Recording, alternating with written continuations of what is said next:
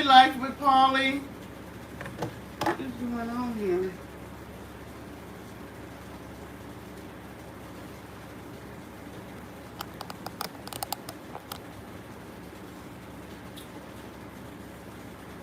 Oh, you see a ghost? Yeah, that's what I was trying to do. I was trying to let y'all see. I don't even play around with that, man. I ain't got no ghost in my house but the Holy Ghost. That is the only ghost. Now I was going to get my vino. See if I can get over here so I can see this. So I can see what you're saying.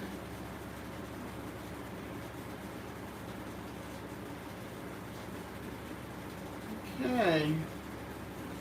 I am sweating already. Well, I'm seeing a commercial on my own line.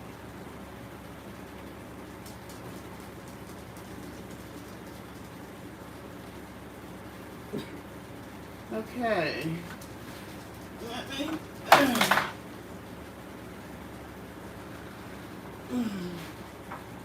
move this around so that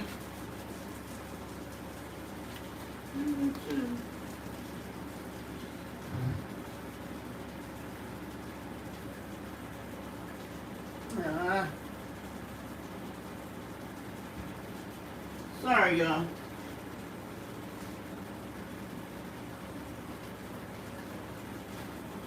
Parker, did you pick it up? Where are you? Parker? Parker?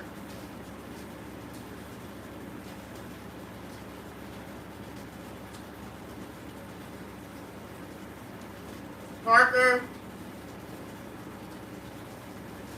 Bring it here. Come here.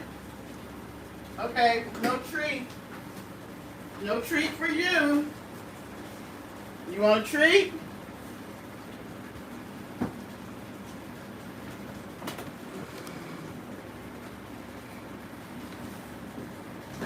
You want a treat?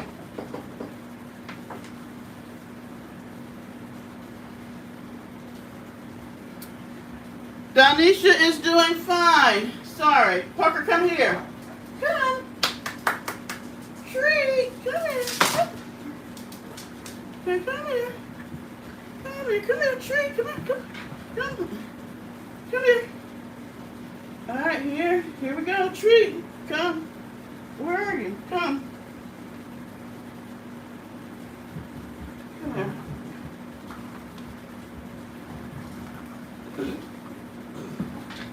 Sorry.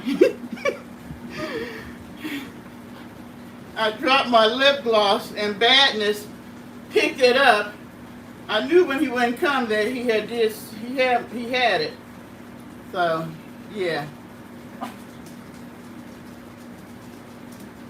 This is what I go through with Parker. All right, so let me go here in the chat and see where we're at. 1, 2, hey Pam. 3, Hearing Eyes and Alice Restaurant. Oh, I lost my count.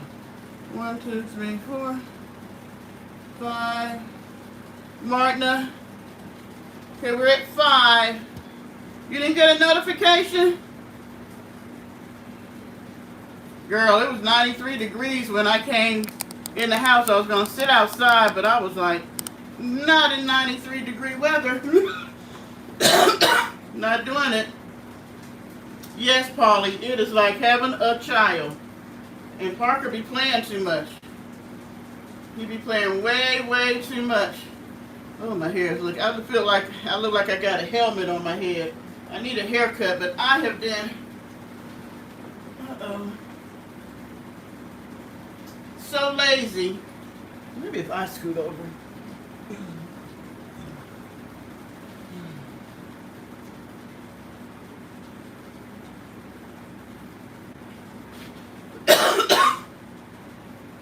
Thank you, Alice. It's one of these, I think I got it at Ross a couple of summers ago. And, something I just wear around the house or when I gotta run out and I'm not getting out the car. Man, Paulie, I am so jealous. I went and bought that giant plant that I showed, and it's a guy that sells plants on Facebook Marketplace, and I have bought some from him, I want to say about a year and a half ago, matter of fact. The big ones that y'all see. See if y'all can see if I... Those right there.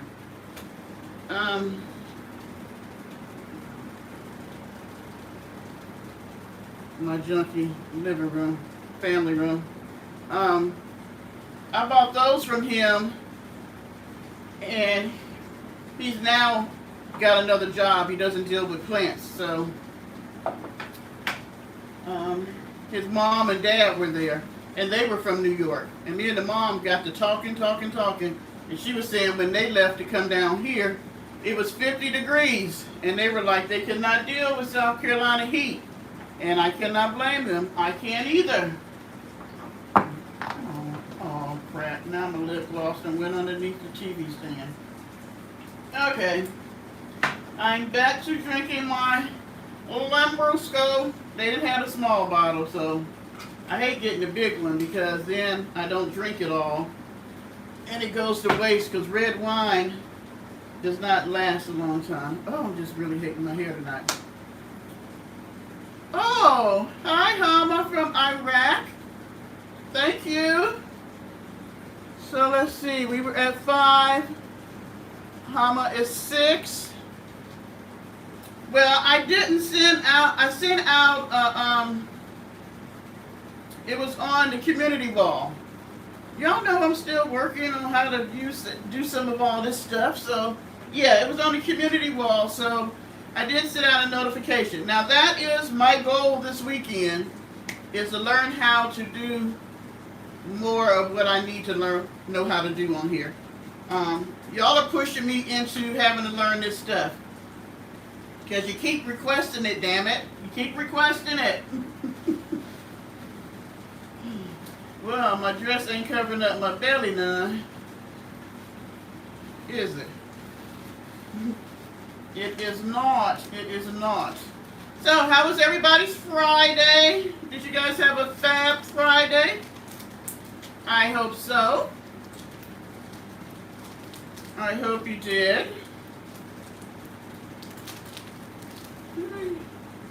I'm too close. Hi, Amelia. Thank you. I'm not sure if I bought these a while back, and I like the shape of them, but sometimes I like them on me and sometimes I don't. So for the ones that I don't wear a lot, I'm trying to wear at least around the house. And guess what, guys? Where we're at 7? Yeah, because Hama was 6, Amelia 7. Guess what? I have 18. Oh, you know what, Pam? I might have 18, but I don't, I'm not showing 18 people. And I'm going to figure out how to make it where you have to subscribe to be able to say something. Because I get, it's like now I'm looking at my analytics, whatever, you know, what you, YouTube do to show you how well you're doing. And I have, it's almost half and half. Okay, so hi, Theresa. You are number 8. Yep. And it's like half the people who watch me are subscribed and the other half are not. G-Love, number 9.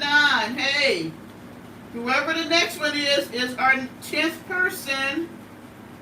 Who will it be? Who will be number 10? And so, yeah, I'm going to need y'all to subscribe. And then some people, I guess they getting a little funky. I guess they don't like what I be saying, so they took their little subscription back. I'm like, okay, la-di-da. Take your subscription back. Don't work like that, Teresa. Well, you already said hey to you. You don't get to do it twice.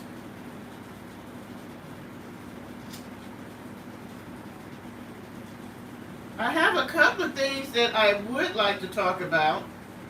Trying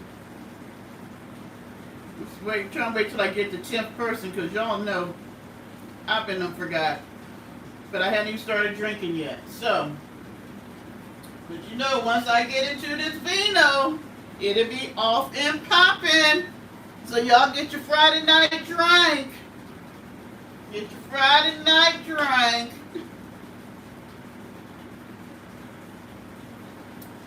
Cheers to Friday.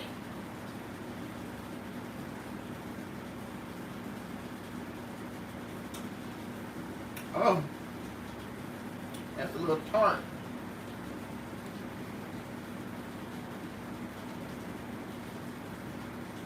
Ooh, I love the smell of this incense. Dayville, hi. Are you new? I don't think I've ever seen your name before.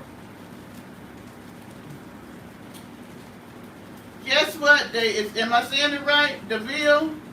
Or Dayville? Or Duville? Talk to me back, sir.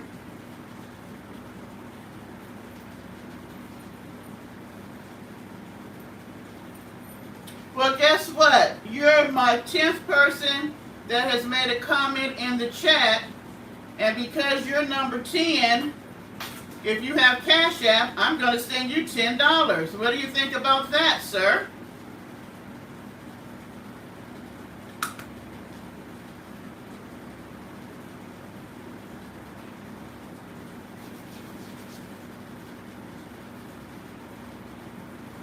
So, do you have Cash App? Hey, Beverly.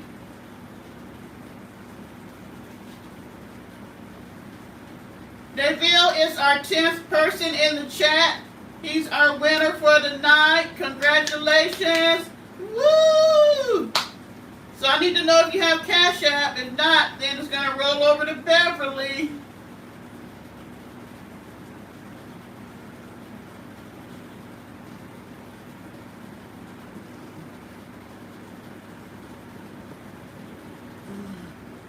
Let me give you, where's my, oh. We'll give you a couple of minutes to let me know. Enough for a beer. You're right. Depending on where you're at, you might get 2 beers, Polly. If you go to happy hour. Oh, you from Uganda? Oh, that happened last week. We had somebody from another country that won. Well, guess what? Beverly Ross. You get to be our 10th person. Congratulations. Do you have Cash App? If not, it rolls over to the next person that comes into the chat. Or I might just keep it at the rate we're going.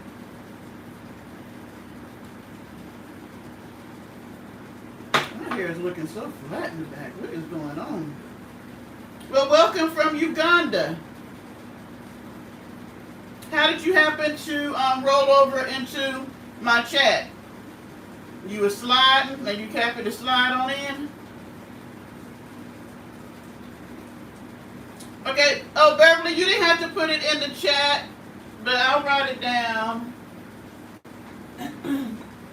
Yeah.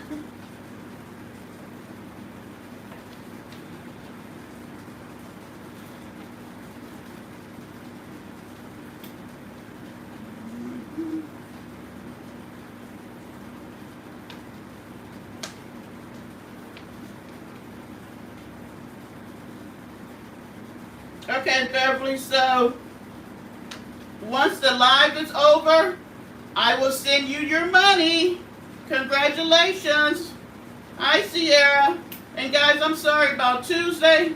I know it's really 10 for 10 for 10 Tuesday, but like I said, I was a little busy this week, so yeah, we rolled it over to Friday. I had said if I did Friday, I was going to do 50 for 50 for 50. But not tonight, we won't. I need my money to pay taxes. Okay, so I want to tell you guys, thank you so much. You are so awesome. Guess what? Because you always inquire about my glasses and tell me that they look nice or whatever, I got a company that wants to sponsor me for glasses. All because of you all. I'm surprised they paid me any attention. I mean, we're not a big channel at all. We're very, very small in these YouTube streets. But somebody must have been watching what you guys said, so thank you. Can you all now talk about a house? and I like a new Lexus, so can we put in, y'all discuss about a house and a car, and maybe somebody will give me a house and a car, you think? I don't know.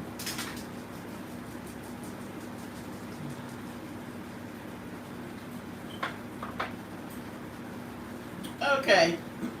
Please thumbs up, and subscribe, please. You need glasses, Polly? Well, I don't know. You never know. Maybe I can find out if they would be willing to, vet somebody else another pair of glasses, or if I'll see if I can pass on my pair to somebody else. Because y'all know I have plenty. So, hi BP. You never know. Let me talk to the company, see what they say, and see if they might want to do something really, really nice, like give one of my subscribers a pair of glasses. I have no problem sharing the wealth. You guys are the ones that's making these things happen for me, so why not give back? Isn't that what it's all about? Y'all remember that movie, Pay It Forward? I loved that movie. I might have to watch that again. It was such an awesome movie. And ever since, I've always been a person to give, but once I saw that years ago, it just always comes up in my mind that I should pay it forward to somebody. So thank you guys. I have one little thing I wanted to talk about. They came up, and it's on kind of a serious note, but I wanted to talk about it before I get a little tipsy. Oh, and also we have our members live tomorrow, and this is the topic I wanted to talk about. And you let me know if you're a member and you're in the comments down there or in the chat. I guess comments is when it's a video, chat when it's a live. If you're in the chat, okay, like pinto beans, we're not doing that tonight. But if you have a Bible, you are always more than welcome to open up your word and read it yourself. But thank you for asking. I see we're going to have some sliding coming in tonight. Anyway, the topic that I want to talk about in the members live tomorrow is sex magic. Have you heard of that before? Has anybody?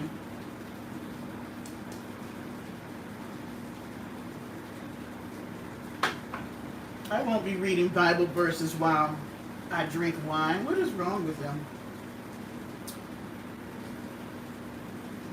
So Pam, no you haven't? Well, for those who are members, that's a topic that I thought I would like to talk about, but it's up to you because it may not be something you're interested in. If not, if I don't have enough people to say they'd like to know about it, then what I'll do is we'll finish our conversation from last week, and I have some information for you guys on that. Okay? So if you are a member, please let me know in the chat if you have heard of sex magic, and is it something that you would like to find out about and for us to discuss. Alright, so for everybody else, I was looking at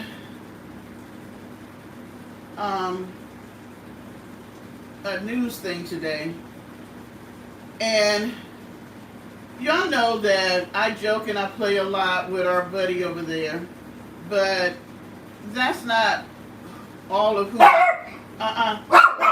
Hey, hey, wow. That is not all of who I am. So, you know, that's fun stuff. But I do have serious things that I, read about, think about, talk about. And one of the things I heard today about is about Afghanistan. And what made me pay attention to it was the whole debacle the other day when one of the presidential candidates went to Arlington and there was an altercation at the cemetery with one of the workers.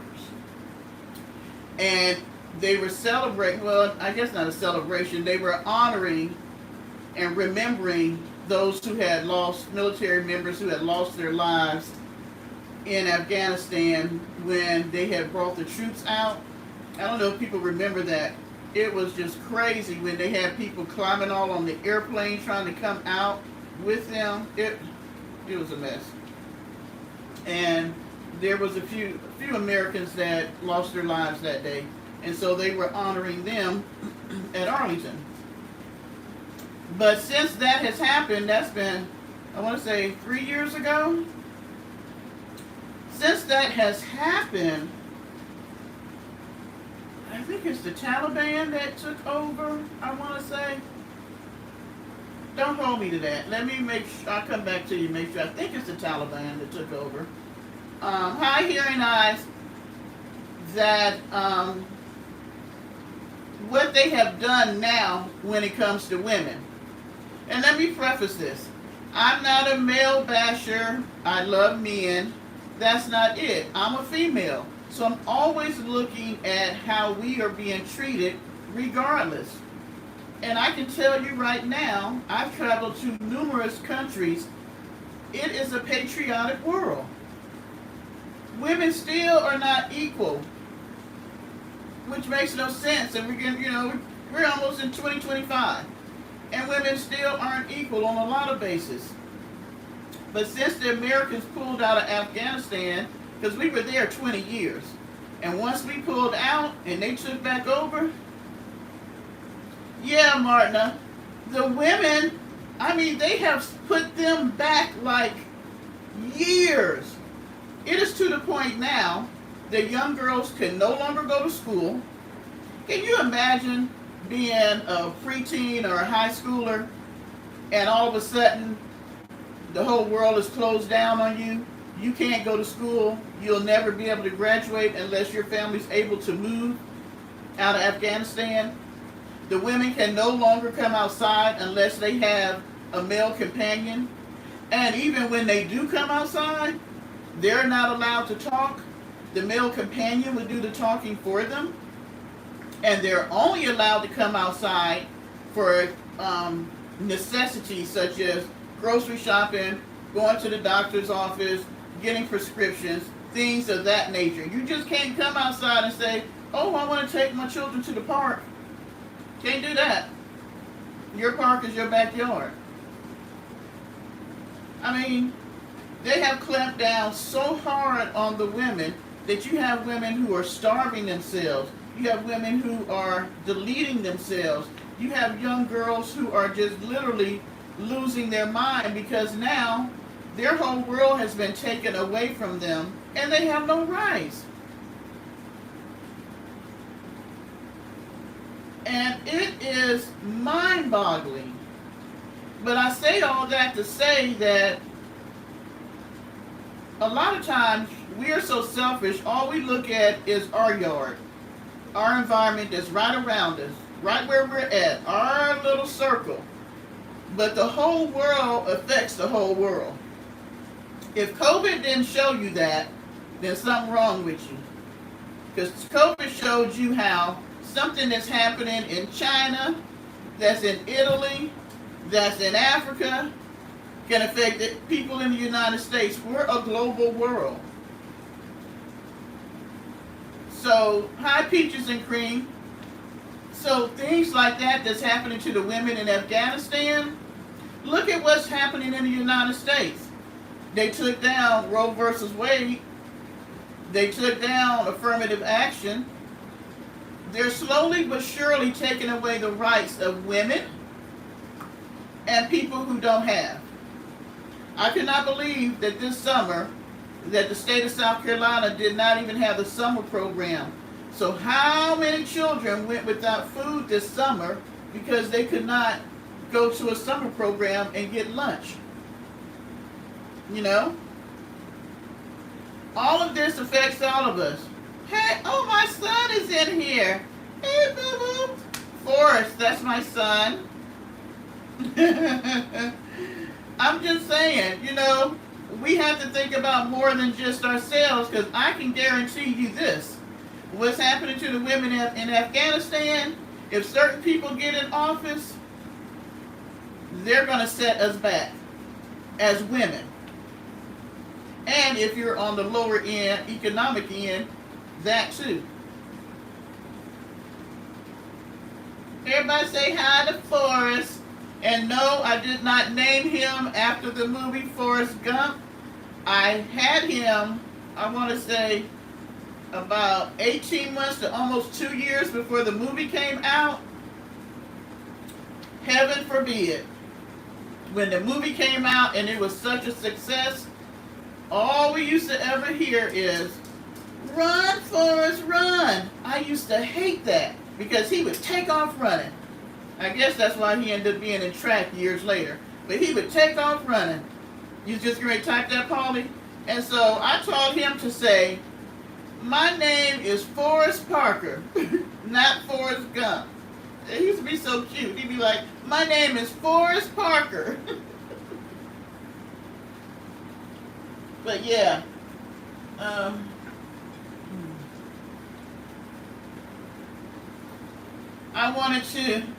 I decided not to do margaritas, sir. I'm drinking wine, and this is my very first glass. So there you go. Last time we did margaritas, I was off the chain. Peaches and cream, you would think that no man should tell us what to do with our bodies, but apparently we're not adept enough to be able to do that. Hi, Recessionista. We're not adept enough to be able to handle our own selves. I find that interesting since we're the ones who give birth to men. If it was not for us, there would not be any males. But we're not smart enough to take care of ourselves.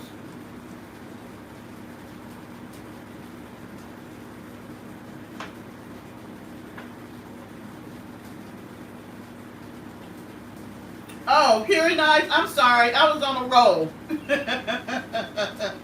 Y'all know when I get to talking. Okay, so the question was for the members, since we have our members live tomorrow. Hi, Katie. I wanted to talk about a topic on sex magic. And I wanted to know if anybody had heard about that before.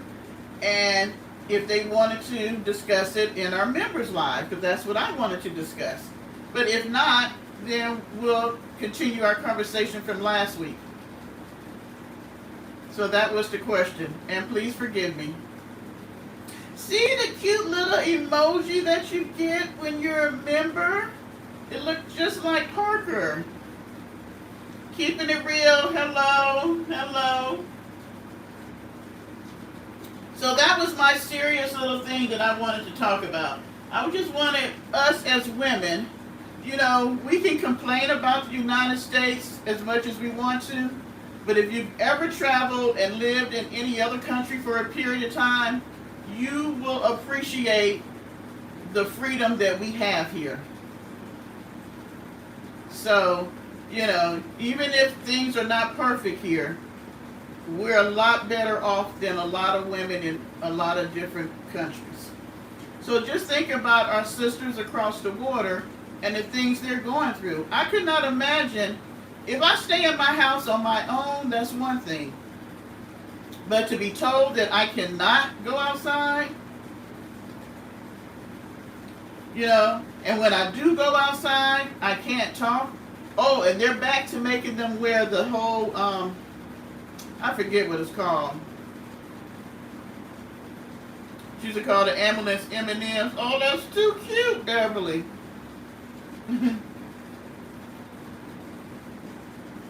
Other women abroad are not to be heard. What do you mean by that? Thank you, Pam.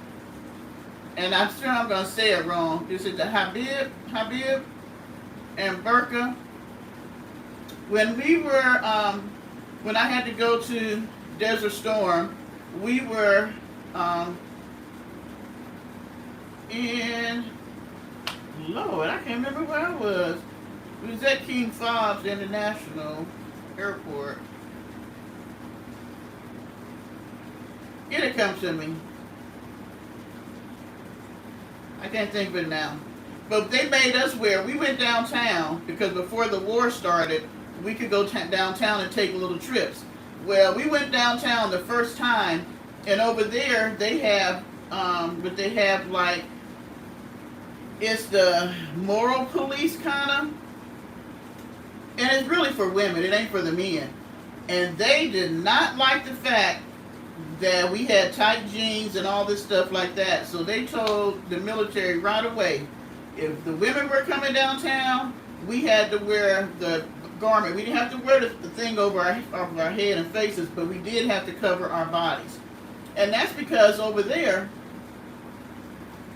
oh no, they don't have a voice at all, or choice. When I was over there doing Desert Storm, they still had to have a male drive them. They were not allowed to drive, and while we were having the war, the women actually protested. They were not allowed to drive. So if you, let's say you're making a cake and you forgot you don't have enough eggs, you got to have some family member take you to the store to get the eggs because you can't drive. You know, and then if you go out to eat in restaurants, they had a family section that was partitioned off because that's the only way the women could lift the veil, this whatever it's called, and be able to eat, because you are not allowed to let any other male see you except for your husband and the members of your family. When you seen their houses, they had walls that were like 8 feet tall, so that the women could play outside with the children and nobody could see them, and they wouldn't have to have their face covered up. But if they were at home and the husband had a friend come over, they had to leave the room, and if they had to bring them anything, their face had to be covered. Well, everything's covered. You got the thing on, and you have the veil. It's sort of like a scarf thing. It covers all your hair, because they have their hair pinned up, and then the veil part where you can see out of.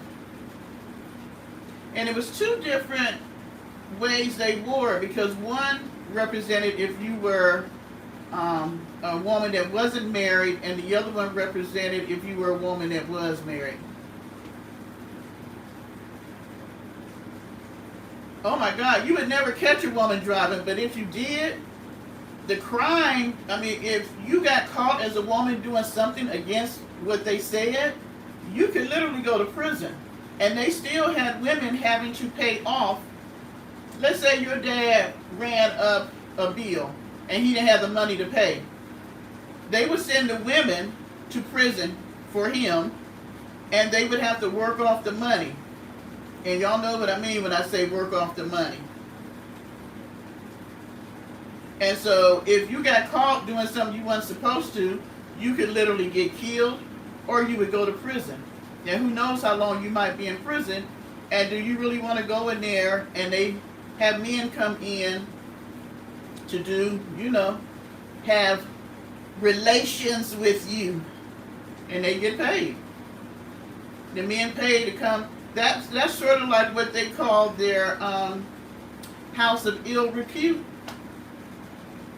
Yeah, I mean the women have no. If your husband said that you had an affair on him, whether you did or not, it was believed that you did, and you had to pay the cost for that, which could mean death. It could possibly mean death. Yeah, that's how serious they are, Recessionista. You don't get to look at them. I mean, women are treated horribly. And it was, I had met a couple of women when I was downtown, and they were young women who had went to Europe and came to the United States to go to college, and they were like they just couldn't live there anymore. They would come to visit their family, but they were like they couldn't stay there with the rules. I mean, it's just too much. Okay, hearing eyes. It's one thing, like some of the dress that we have now. My hair is looking a hot ass mess tonight. Um, the way the women, your young women dress nowadays. Oh, that's weird because I'm pulling up the wrong side. Okay, I don't like the new look. I can say that. I don't like this whole thing where you have a top on and you got the under boob showing, or you have a bathing suit on and only this much is covered up. Yeah, I think we should leave something to the imagination. Yeah, recessionista. Um, and so I do think that on one hand, we should have some morals in how we dress, but then on the other hand, how far would they go if they made a law like that? Hi, Nikki. You know, do we really want to give our government the freedom or the ability to tell us how to dress? Because they're not going to tell the men how to dress. They're only going to tell the women how to dress. How do you think if the men had the ability to dress us, how do you think that they would dress us?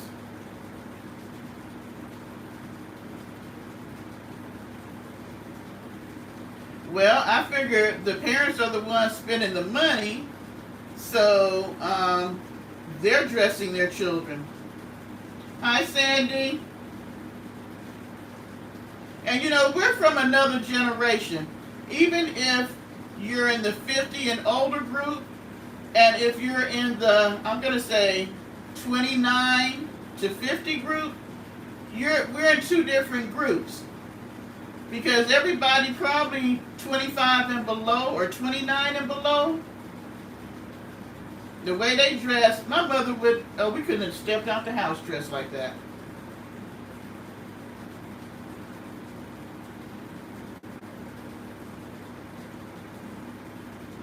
I would have to look that up, Beverly. Where did it come from?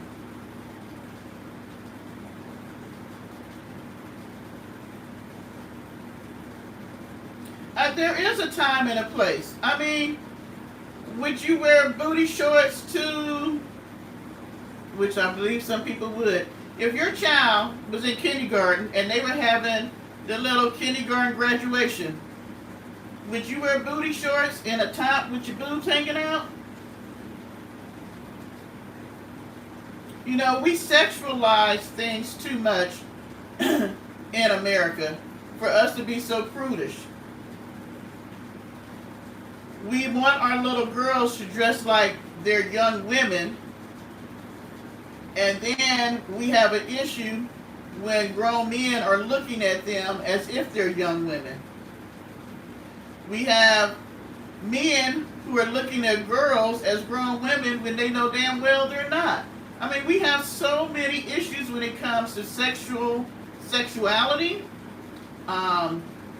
sexual presentation, the whole thing about sex. We have been messed up from the time the Europeans came over here and said they discovered America, even though it was people already living here. Hearing eyes, it would be great if a man was attracted to your mind and personality first, but that is not the case. And Katie, you shouldn't argue with them, because if you're paying for the clothes, we're going to have to come to a compromise.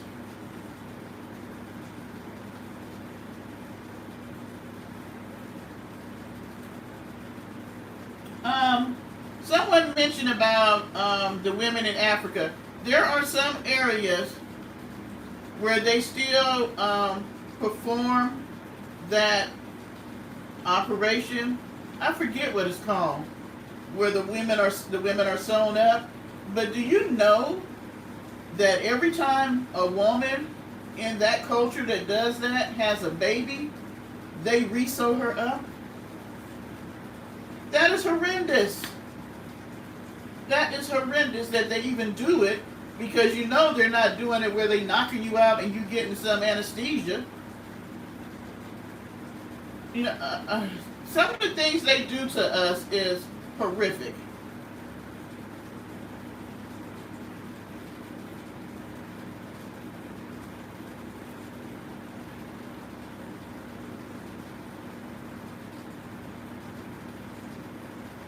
Oh yeah, recessionista. We couldn't even wear, like, you couldn't wear tank tops. I don't think we could wear shorts. You couldn't wear tank tops. You couldn't wear shorts. Your skirt had to be where, when you put your hands to your side, your skirt had to be as long as where your fingertips were. Yeah, Pam, that's very interesting. It was just different back when I was in high school. We didn't have females that came to school if you were pregnant. Martha, you are just the smartest woman I have ever encountered. You know everything. Thank you. She always know everything, the words for everything I don't forgot. I need to just carry you around with me. But I mean, when you think about how women are treated in other countries, we are very privileged, because it is easily, United States could be like that.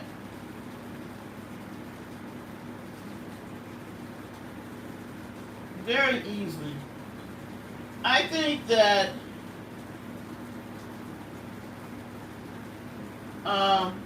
it really all depends on us as women on some level. Because I dressed the way my mother allowed me to dress. I ain't had no job.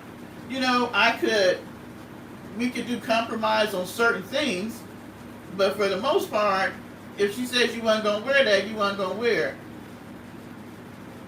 You know, I wore dresses to school up until I was in 6th grade. 6th grade was the first time I was allowed to wear pants to school. The only time we wore pants was like when we were at home playing outside and stuff. That's why I always wear dresses now.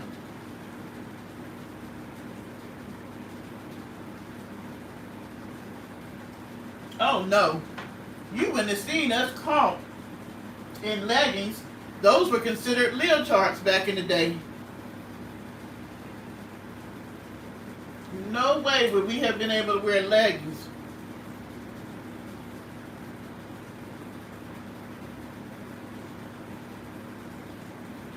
Yeah, Sandy, I was just talking about that. That's what kind of opened up this conversation. The fact that women are not allowed to talk once they leave their home. That the male companion that is with them will do the talking. As much as I talk, I could not imagine that my son would have to go with me to go to the store, and anything I needed, he would have to be the one to tell them and talk for me. What if I change my mind while I'm out there? What if there's something that I need to... I mean, that's just ridiculous. They have literally stripped women of their voices. And why? Well, Beverly, I'm glad that they're doing that. I hope they do that in every state. No more bonnets, no more pajamas, pants and slippers. My son, if he's still in the chat, apparently was wearing pajama bottoms to school his senior year all the time. Even though he had clothes that I bought him that he never wore. Because one of the teachers at his graduation was like, oh, it's nice to see you in something other than pajama bottoms. Oh, Martin, you know, we are old. We had the same thing. We had school clothes, we had play clothes, and you had church clothes. You did not come home and play in them school clothes. You took them school clothes off, and you put on the old clothes that were probably school clothes from the year before, and you played in those.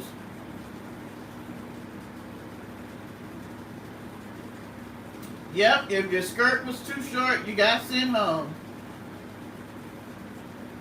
I did the same with my son. He had play clothes and school clothes. Well, he wore a uniform a lot of the time.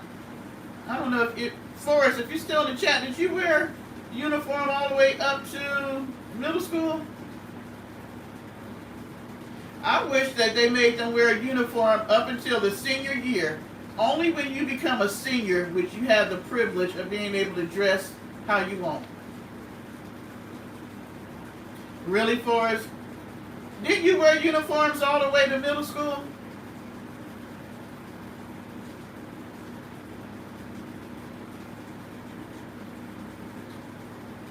Why would they put kitty litter boxes in the toilets? What would that be about? Did I miss something, Sandy? What do you mean allowed to be furries? Okay, that's what I thought. You were. I love the fact that he had a uniform all the way to middle school. We didn't have to argue about what he was going to wear. You can wear the white shirt or the blue shirt. And then I bought him a pink shirt and he about had a fit.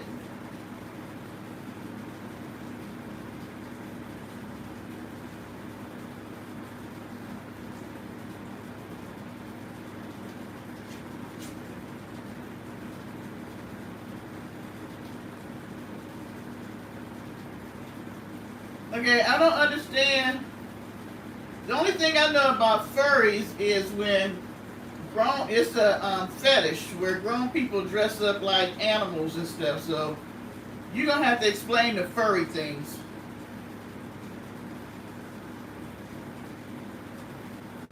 Some kids act like cats.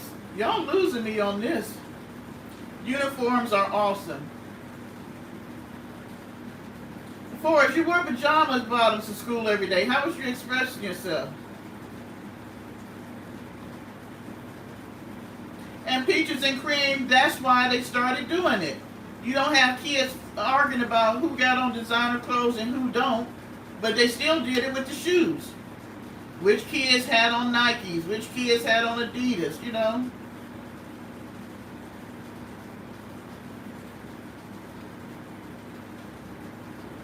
Okay, so kids can think they're cats and act like a cat all day in school.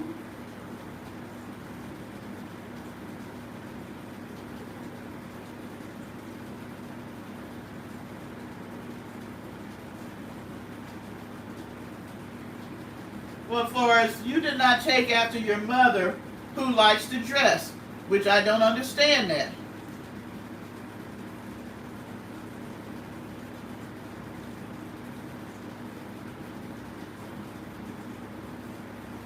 Let me tell you something. I was a substitute teacher.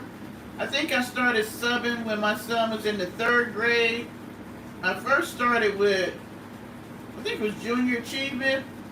And I came to the school and I did that. And then I started becoming a substitute teacher so that the teachers would know who I was and he would know that I could possibly be at the school and he better not be cutting up.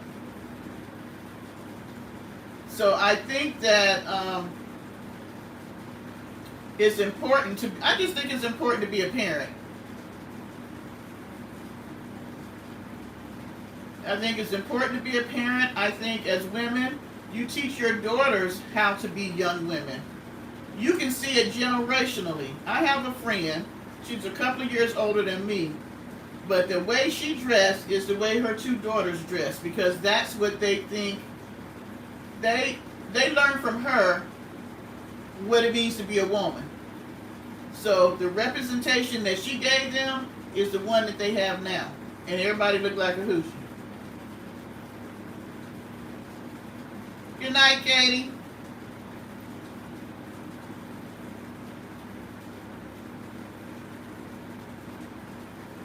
Sandy, you know she buying subs. Let me tell you something. HR could probably tell some stories because I've seen how people come saying they're coming for a job interview, and I am appalled at how people come saying they're looking for a job.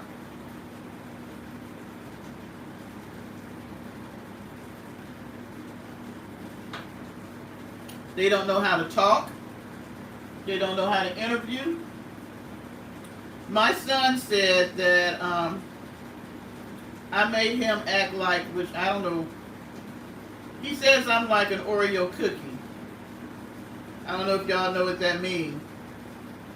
But I'm black on the outside and white on the inside. That makes no sense to me. But he said that all his friends thought he was a bit odd because of the way I raised him. For me, it was important for him to know how to read, for him to know how to write, and for him to know how to talk. Because if you can do those three things, you can go anywhere you want to.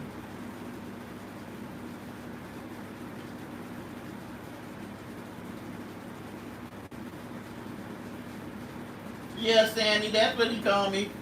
What he said, I act like a white lady. But my thing is, you need to know how to communicate. That is the only way you're going to be able to get across to other people who you are, what you know.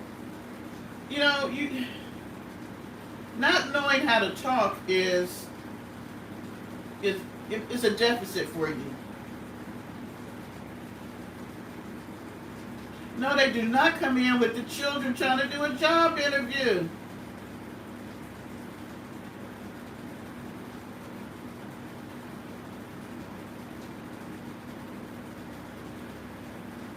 Well, I don't think it is either, peaches and cream, because I think it's a crazy statement, because that says to me that you don't believe that me as a black woman, I should not know how to talk or interact with people. I don't know.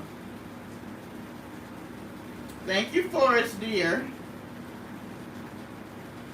He didn't like some of the things that I did for him as a child, but it's made him the man that he is now. I know for a fact my son can go anywhere and represent himself well in communicating. You didn't miss the live, Dee Dee. We just getting into the nitty gritty. I ain't even having a second glass of wine good yet.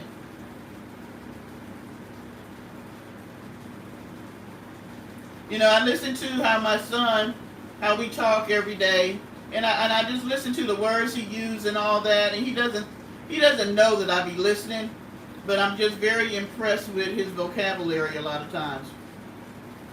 Because I just think it's important. And I still try to teach myself a new word weekly.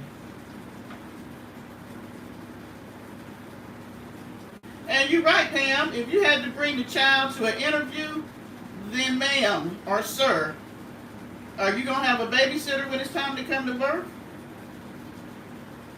I wouldn't. I just wouldn't have went to the interview, and I know that they need a job. You learn how you, Sandy? I said we're not going to have a corner. We're going to have a doghouse since we the Parker Posse. I'm going to put you in the doghouse, ma'am. You're going in the doghouse.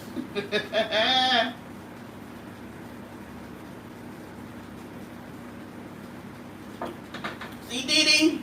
You got to get the big family size bottle. So you don't run out.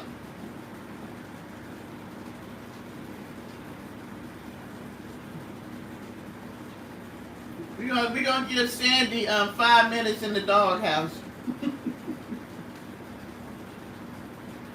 You know, I went back. This is Lambrusco by Reuniti. They actually have a pretty good Lambrusco at Trader Joe's. I don't usually find Lambrusco often. Matter of fact, Reuniti is the only one I know about. And then there's some other ones called Lambrusco, but they don't have, they're kind of more of a bitter red. This one it's a tart wine, but it's not as bitter as most, or dry, that's the word I should use. It's not as dry as most reds. It does have a little sweetness to it. So you should try it out. It's not bad. If you like red wine, you will like this.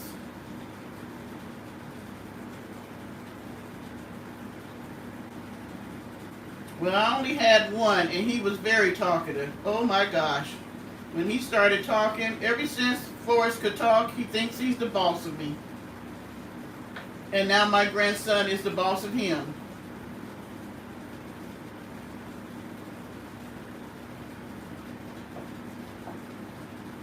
I was going to say that the other day, I went back and I looked at some of McNasty videos from 5 years ago. And she's doing the same thing now that she did then.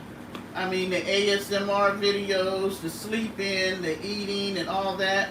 But she wore more makeup and different wigs back then. And her goiter was humongous. It has gone down over the years. Oh, Diddy, this is actually a dress. But one thing that I have to say, is that there has been some major trauma in her life. Now, if everything she says is true, she's had a very horrific childhood. Even if a fourth of it is true, it was still a bad childhood. And it has messed her up so bad that I literally ran across a video where she did a whole video to the person that harmed her, that took advantage of her. She did a whole video. She said it was the spoken word. It was very sad, because the sad thing is that for as much as she says she's grown and has dealt with that, she hasn't. Emotionally and mentally, she's still where that situation happened. And it's like her childhood was literally ripped from her, or she never had one. And that's why it's almost like the things she do now are so childlike. I mean, I've met people who, depending on where the trauma happened at, it's almost like that's where they stop living at. If it happened at 16, then that's the mentality they have, and they may be 35. Because emotionally they didn't get a chance to grow up because it stopped wherever their trauma was. And that's really sad. My Cash App is in the description. I did have it written down because somebody said I should put it up. I don't know how to do a banner. Let's see. I don't know how to do a banner across the bottom. So here we go. I'm going to do a fake banner. Arrested Development. Yep. I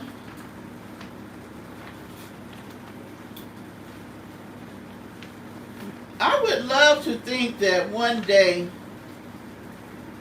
she would get to the point that she would realize getting healthy is a lot better than trying to live off your trauma. Okay, here we go. Here's the banner.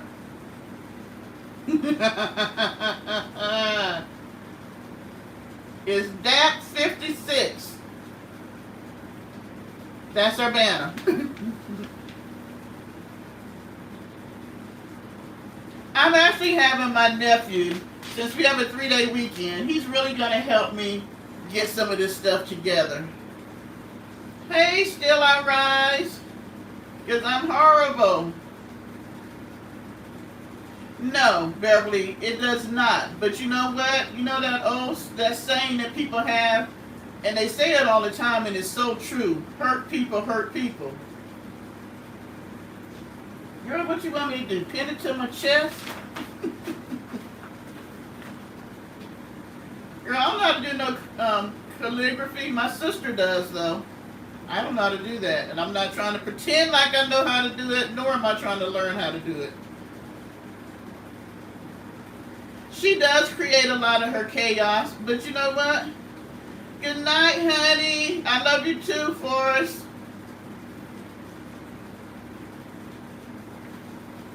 She does, but you know what?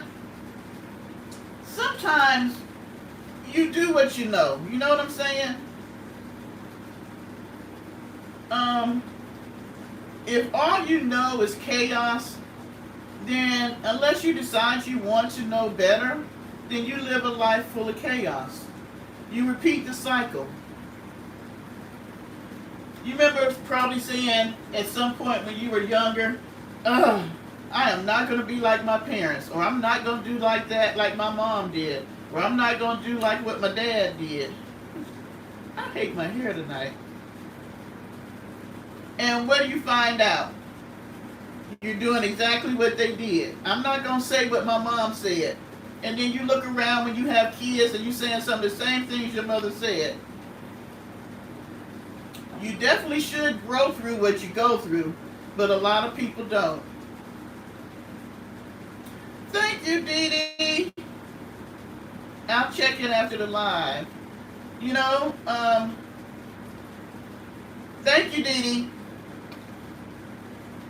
I would not have a career if people got through what they went through.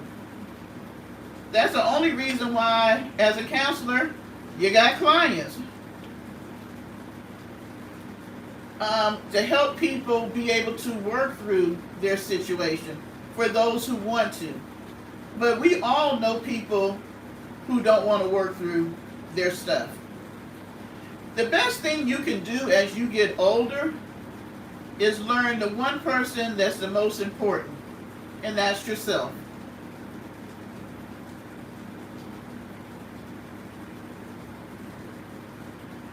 If you never learn yourself, then you sort of wasted the life you've been given. We can be in everybody else's business, we can talk about everybody else, but if you don't know who you are, you're at a loss.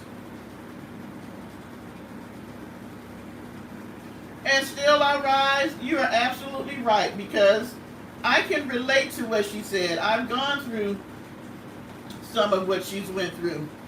But I was determined that if somebody took away part of my childhood, they definitely were not going to take away my life as an adult.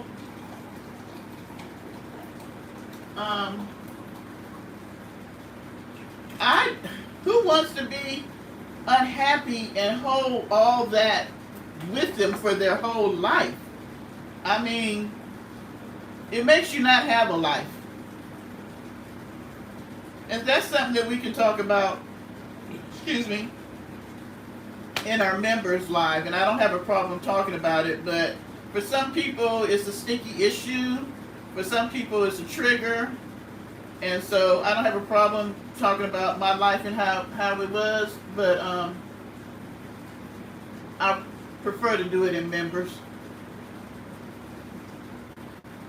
Because I don't want anybody to be triggered or anything. And we can have more of an open dialogue over there. But you have to want to do better. And I was just determined that I was going to do better and be better. And that's one reason why I went into mental health. Because I didn't want to see young people, old people, in between, having to live a life that they wanted to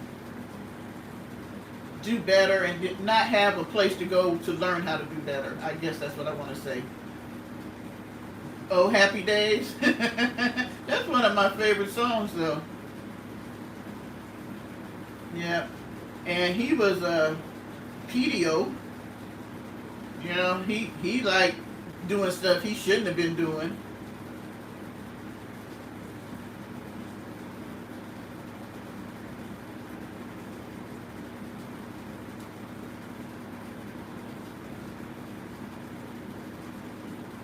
Thank you, Dee Dee. That's such a compliment. You know, I was watching her, and it's so sad. This is the things. I always think now Peaches and Cream. I do believe that she always was a little odd. You know those children that are just a little different. Them kids she was in school with that they were there, but they really didn't have a lot of friends, and the other kids kind of picked on them. Yeah, I think she was always a little odd. But you know, some people who are a little odd manage to do great things in the world. I think for her, which I think is important, especially as a woman, and somehow this conversation tonight is a lot about women. Um, you have to have self-esteem. You have to have a good, healthy attitude about self. Because if you don't, then you find yourself copying other people.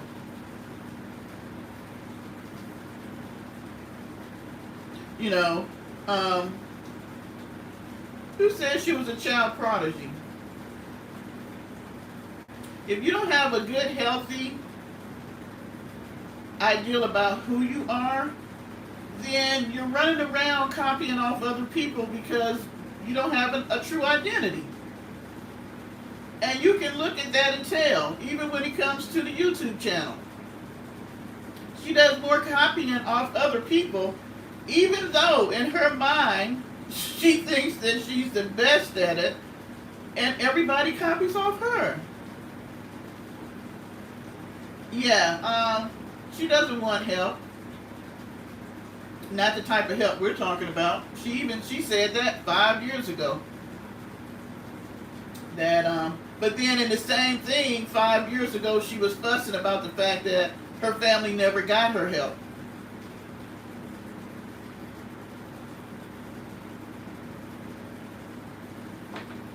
She's a comedy act to me sometimes, like her and that damn saw. I was waiting for her to chop her head off, or the saw to fall down and chop her head off or something, because I'm like, why would you be standing right by where the saw blade comes down at, even though it has a safety, covering on it, but you might hit the table and the saw comes down. That's crazy. You don't know what you're doing. And messing with a saw is a serious thing. No safety equipment. You shouldn't be out there by yourself trying to do it.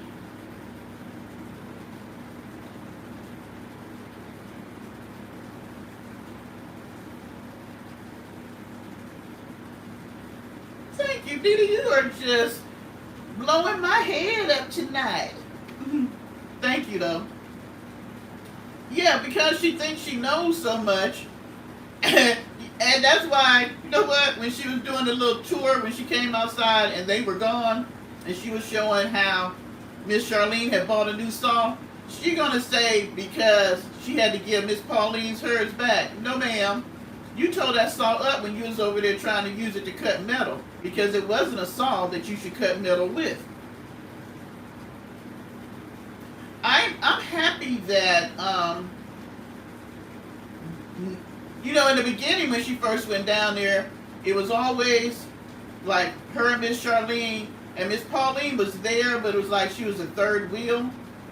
I'm glad the sisters' relationship is back to where it's the twins, and then they invite her to go sometimes, and sometimes she don't.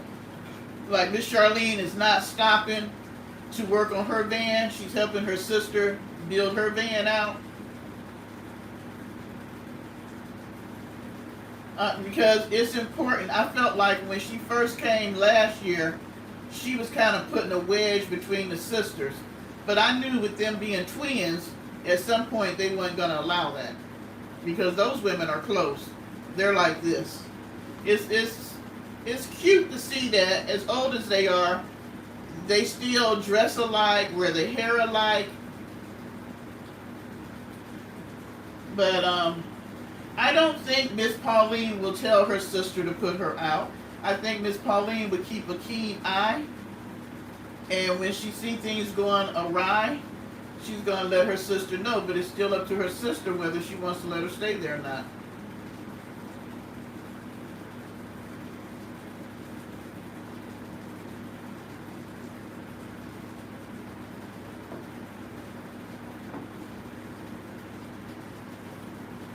does that for extra supplies for free to herself. Yeah, there's other people that I think it's like 8 or 9 people that live on the Lord, the wine kicking in now. The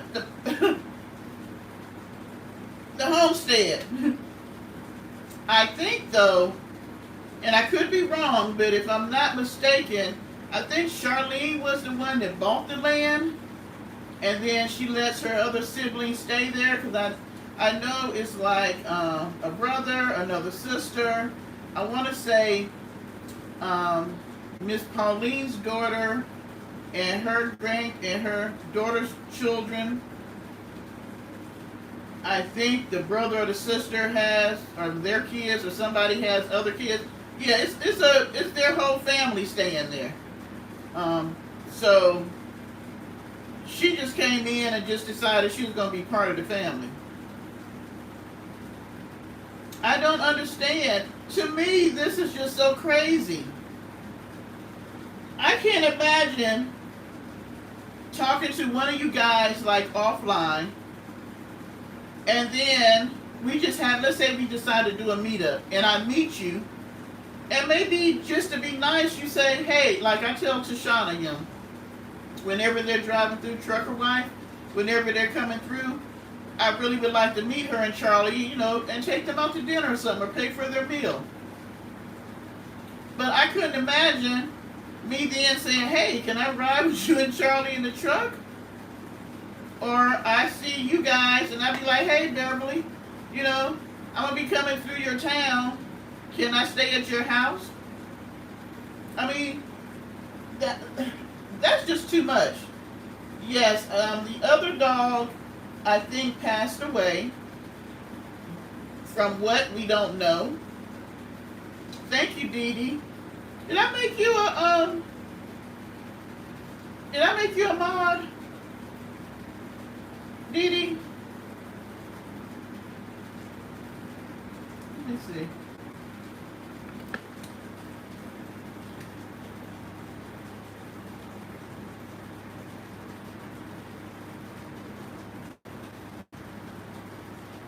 Oh, okay. Sandy, you're going back in the dang on doghouse. That's just nasty. And she probably got salmonella going through the whole dang on house.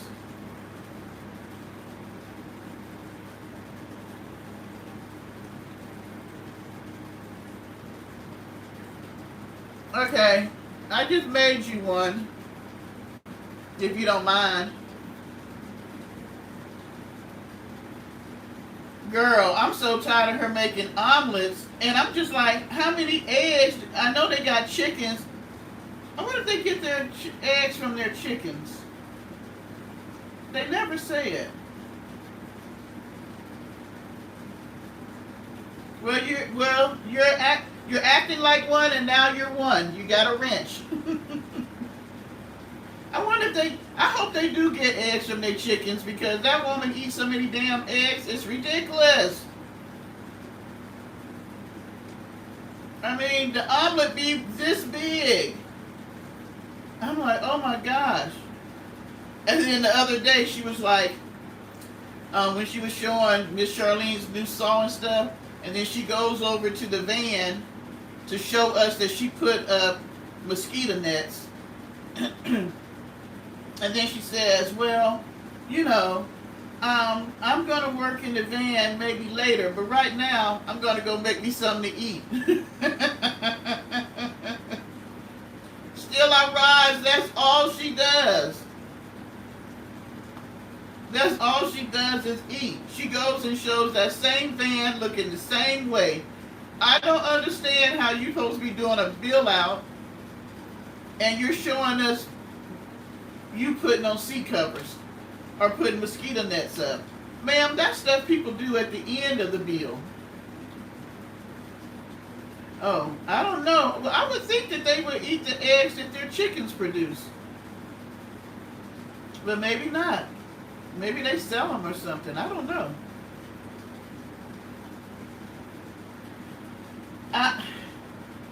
At the rate it's going, I'm gonna be 70 by the time she build the van out.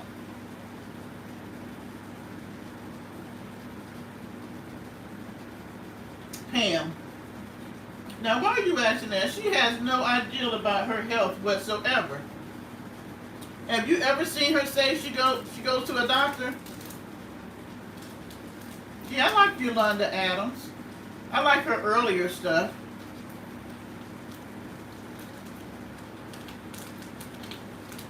She's gotten quite commercial now, and she kind of teeters on being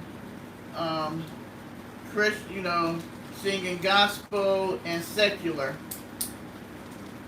Her sister is a singer. I cannot think of her name, because if you ever used to watch the Christian channel, where it was the lady and her husband, she had the pink hair.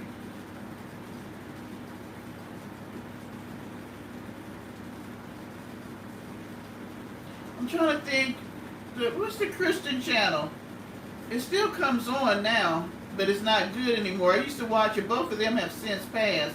Paul and, what was the mama name? But she had pink hair. TBN, yeah. Her dad used to be the black pastor that was on there that used to always pray over the prayer requests and all that, a little short black man. That was Yolanda Adams' father, and her sister sung secular songs, and I cannot think of her name.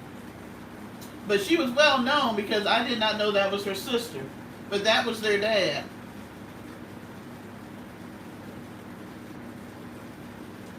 Yeah, I don't watch her anymore. Every now and then, just for, to still check her out, but bring some content. Yeah, I used to love TBN. My church went there. We went there about 4 times. It was pretty interesting to go to one of their tapings. Congratulations, Pam. I just wish all my tests was normal. But yeah, I used to love to watch TBN back in the day. That's when at least they pretended like they were holy and loved the Lord. Because I used to love to Juanita Bynum before. It's a sad thing when you watch these people on TV and they pretend they're one way, and then you find out how they really are. But I guess that's everything, because YouTube is the same way. You watch a channel long enough, you'll see where somebody, especially if they've been on there for a while, you'll see videos where people are talking about who they really are and the things they did.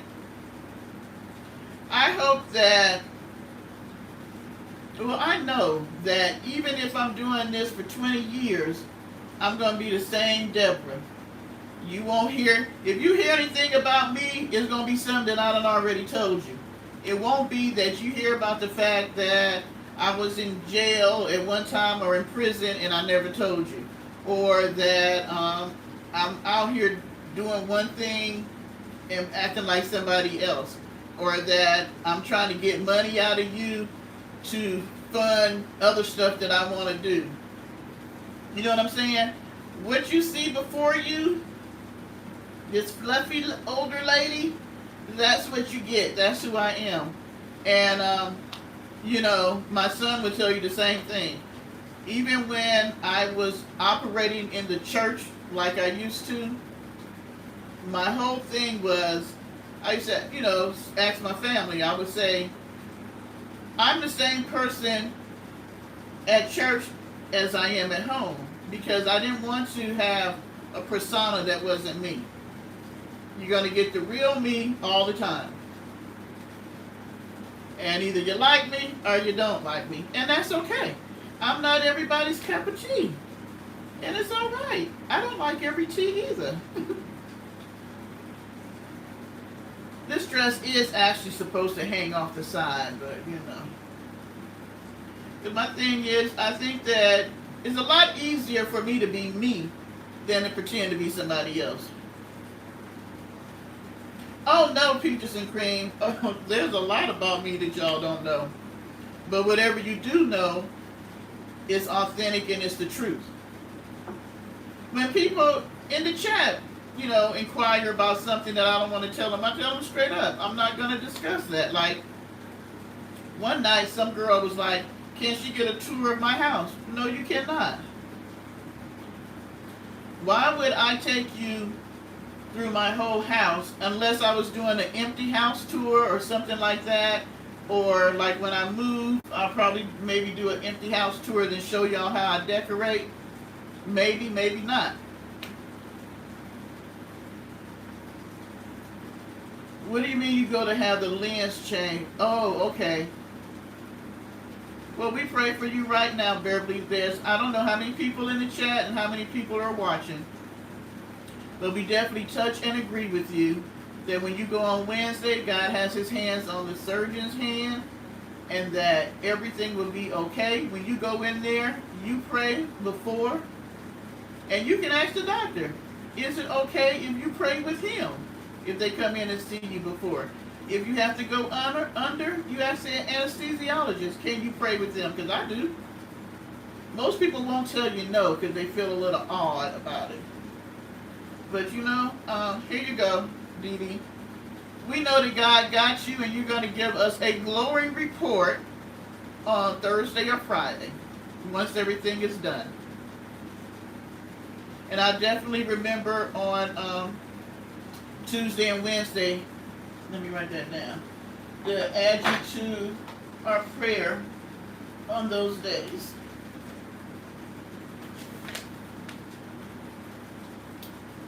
So let's say we pray for Beverly on Tuesday and Wednesday morning. Hopefully when I do the prayer Wednesday morning, it'll be before you go in. Oh, Beverly, prayer is free. And, you know, and you can give it out all the time. And you can pray for folks that they don't even know you're praying for them. You can always pray. Always pray. And you're right, Dee Dee. It is a done deal. And ma'am, if I could send you some vino, I sure would.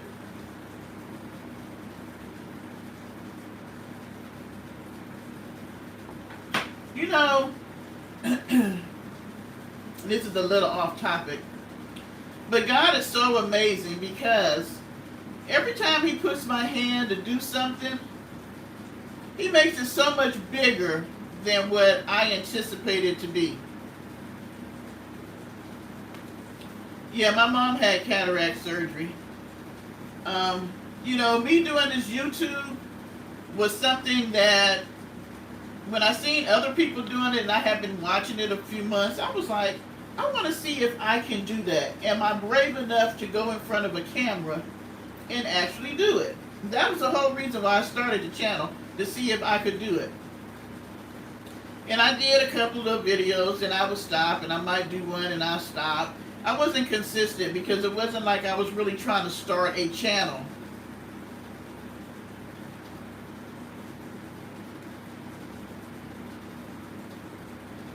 And that was very important, Sandy, and I'm glad he did that. Amen to him. And it's funny because ever since now I've been doing this. Jacquinetta, thank you. And hi, welcome. You guys have encouraged me to do so much more, and this channel is turning into being bigger than I anticipated, with me having to do more than I anticipated. And it's actually trying to become some type of brand or something. Like when I got the sponsorship, I was like, what the heck? Why would somebody be sponsoring me? Martha, you are just I would love to meet you, Martha. You are just a woman that I could probably sit down and hold conversation with for hours. I think that because I've always been like this, I've always been too much for most people. Being raised during a time when women still were not able to just be who they are and how they wanted to be, my mother always had an issue with me. I was never tactful enough. I always talked too much. I had a strong personality.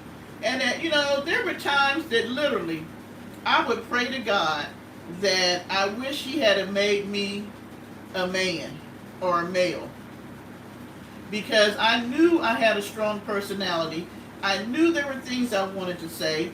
I knew there were things that I believed in, but it wasn't like girls could act the way I wanted to act.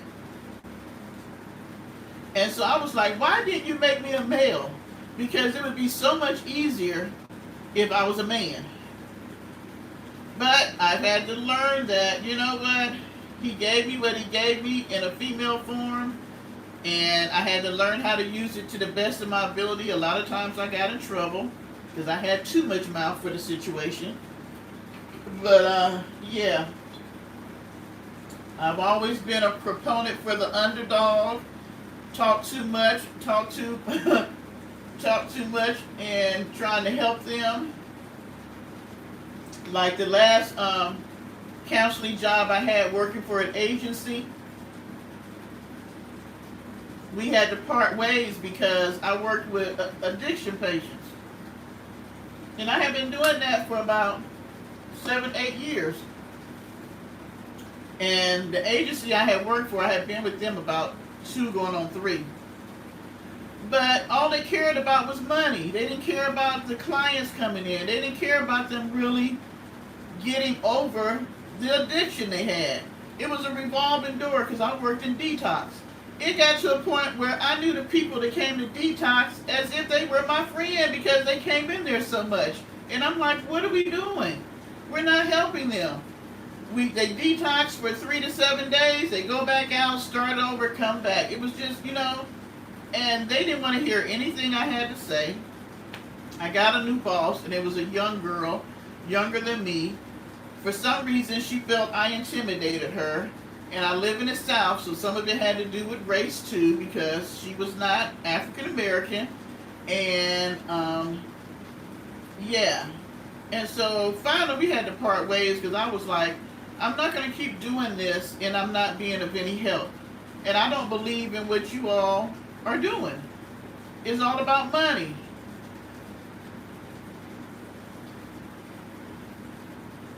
It's always about money.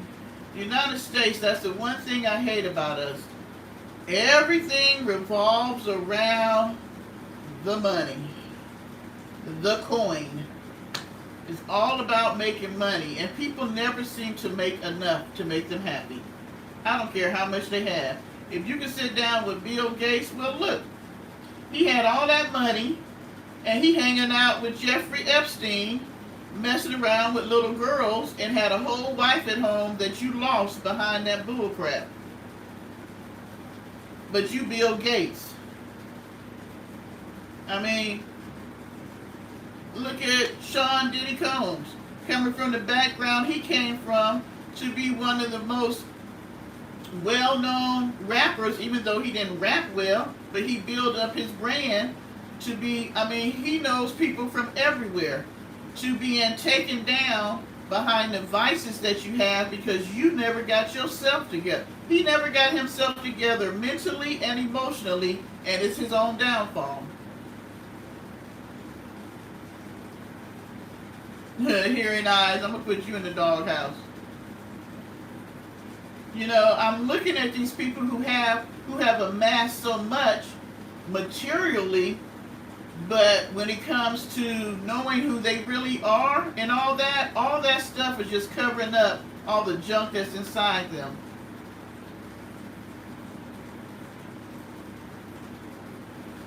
You know what, Sandy? A lot of other countries are doing so much better when it comes to mental health than the United States. The United States don't care. I want to say it was Switzerland. I was looking at how they do stuff there, and it was just awesome.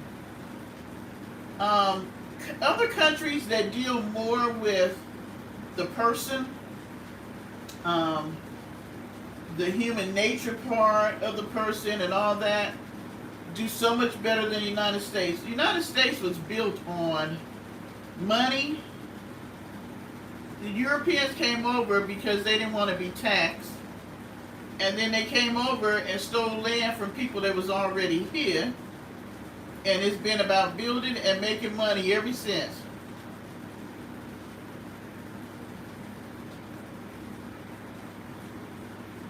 Is your husband messaging you from the hairdresser? You must not be talking to me, Sandy. You must be talking to somebody else.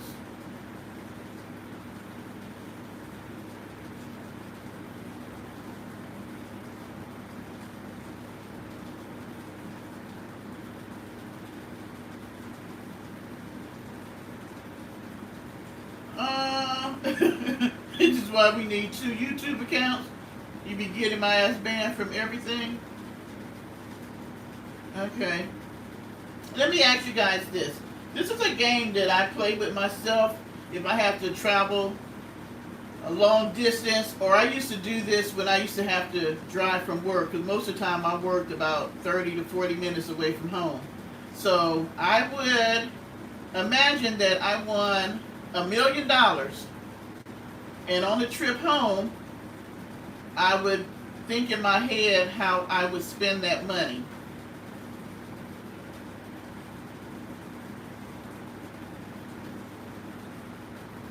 Oh, you're talking to somebody else, Sandy. Okay. Oh, so you be nice on Eric's page, but you come over here and get in the doghouse. So if you guys each had $1 million, how would you spend it? I tell you what would be the first thing you would spend the money on? And who would be the first person you would tell that you got $1 million, or would you tell anybody?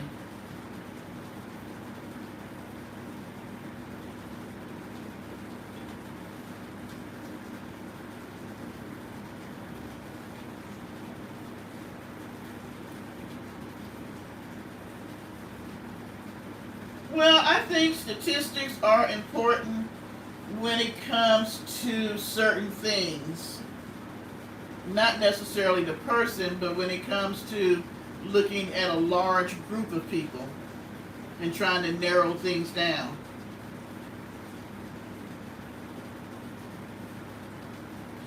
Martin, you wouldn't tell nobody? Because you'd be afraid somebody wants some of the money? Do I chain smoke? I smoke more when I drink. Matter of fact, before I started drinking, I only had 1 cigarette today.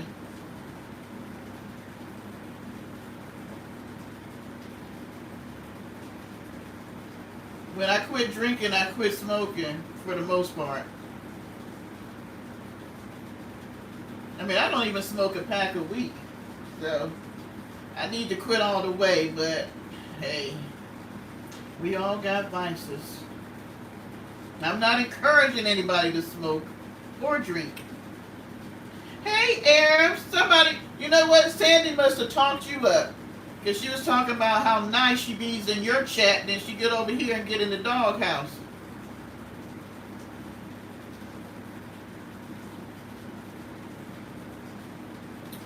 Oh, look at Sandy being all nice now with her $1 million. Hey, Tashana. Have you guys settled down for the night? Look at this, Tashana. Let's see if you can. There's your prince.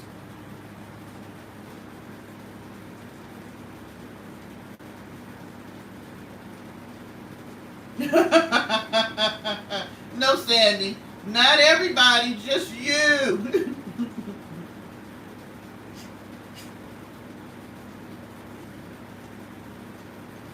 Oh, don't say, y'all know he was cutting up earlier.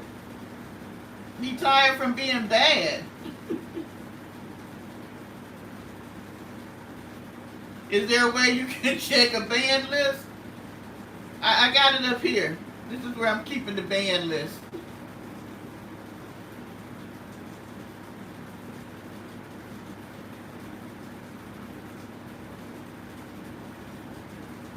I wish Parker paid some rent. And you know what, Peaches and Cream? I have broke my million down. I was first going to tithe to the church and give my pastor some money. I was going to pay off all my bills that I had. I had money that I was writing out to my son and my grandkids, money that I was giving to my parents, and a certain amount of money I was giving to my siblings. And then I was going to pay off me a house.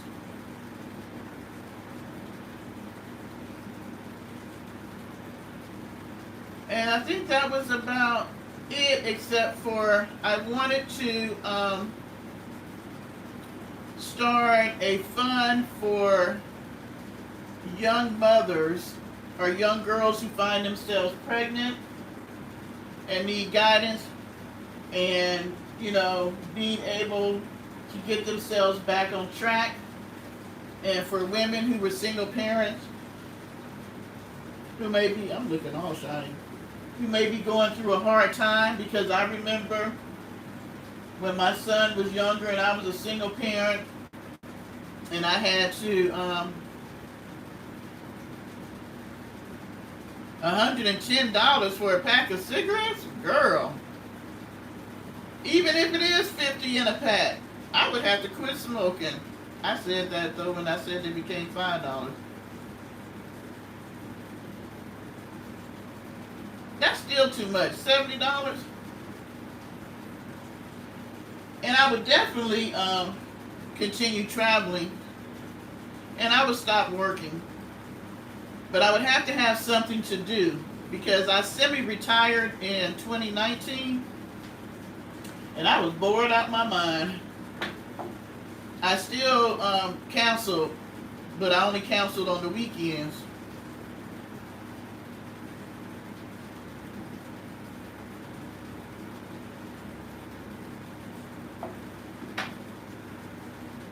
But what I would love to do is do a trip and take people who've never been out of the country on a trip, and it'd be all paid for and you just go and have a good time.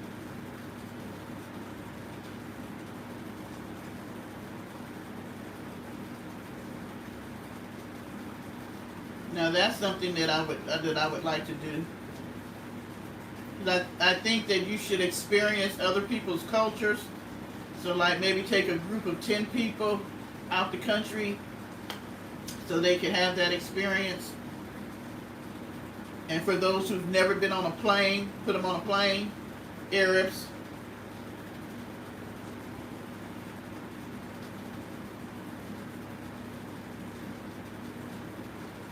You don't understand how retirement can be boring? Well, I worked ever since I was 16 years old. I think I took one break for about 2 years, and I worked in my church. And at that time, I worked in my church and I started my own business. So maybe it wasn't a whole full 2 years, because I was growing a business for a year. But yeah. I didn't watch it. I seen it, Arabs, and I said I was going to save it for later.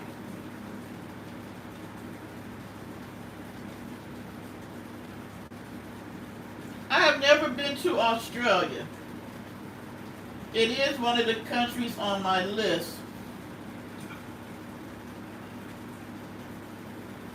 Oh, now, if I had $1 million, it would be a lot different, because I would travel. I would go visit everybody I know in the United States and continue my travels outside the United States. I'd be living out of a suitcase.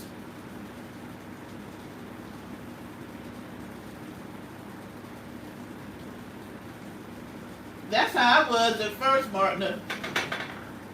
And it was funny because I stopped working in September of 2019. And then COVID came in 2020.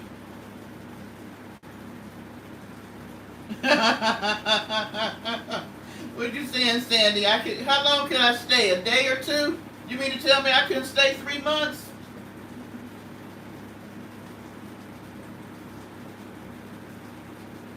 I was in school. I started working on my PhD, so I was in school.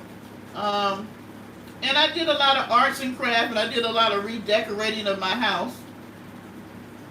It's just that I was used to going out the home, so then I would sleep late and stay up half the night and sleep during the day.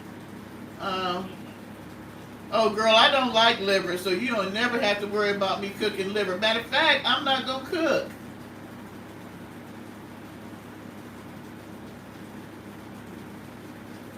You just have to have retirement prepared. Like, I'm a Leo. Most Leos like to spend money. I like to spend money. And so I wasn't used to living within a budget per se. Because, like, right now, I don't have to work. I work because I like spending money.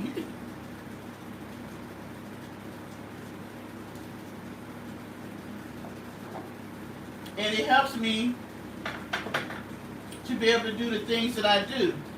Like, I work and I do a lot for my grandchildren. I do a lot for my son. Um, it allows me to travel when I want to. I used to love clothes and shoes, but since I don't go nowhere no more, I don't really buy that kind of stuff unless I got something coming up. But like now, I like to trade my car in for a 2024 or a 25 and let that be the last car.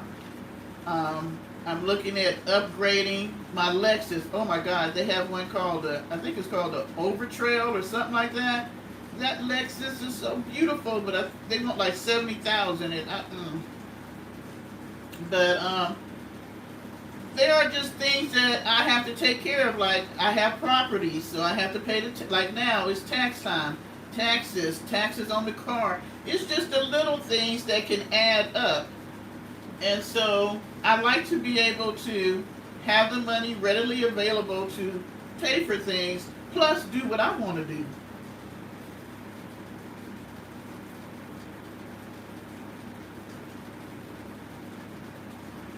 Well, Sandy, that's why I live in the country. Yes, you can retire while on disability. I get disability from VA. I get 80%. I'm working on the last 20. That's one of the things I got to work on this weekend. Some paperwork I need to send in.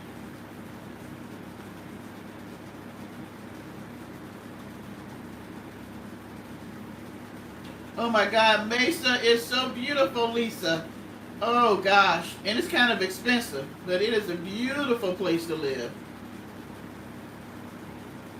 Hi, Lisa. Thank you for dropping in.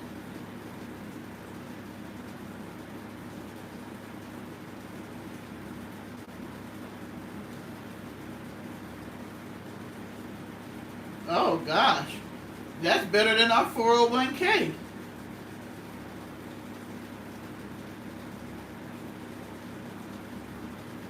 Yeah, because 80% sounds good, but when you start paying your bills and stuff, you realize 80% is not a whole lot. And the way things keep costing more, it really makes you have to be on a tight budget.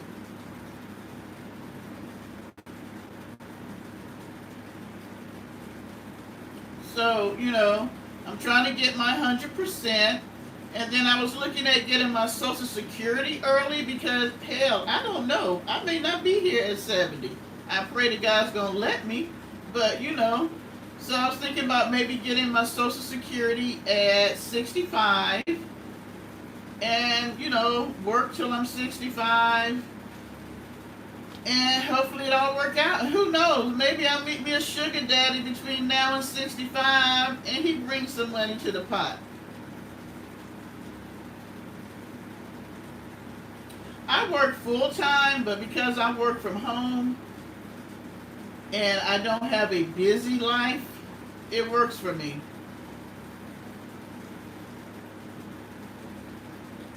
You know, I can work whenever I want to. I can work as much overtime as I want.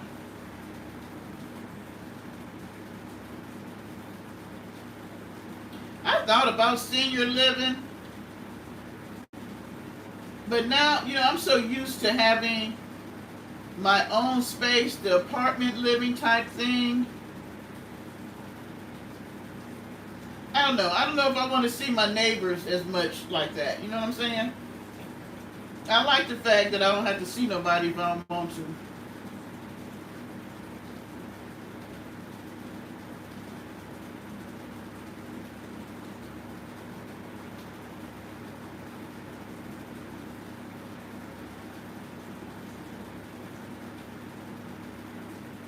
That's good, Sandy. I like how Australia does that. Now, I would love a friend of my aunt's that lives in Atlanta. She moved into a senior neighborhood. We don't really have that here. It's a whole subdivision just for seniors. The homes are beautiful. They're not humongous. They're big enough for a person by themselves. She has like a 3-bedroom though. But it's nice. The whole neighborhood is nice, because it's all older people. I wish we had like subdivisions just for seniors.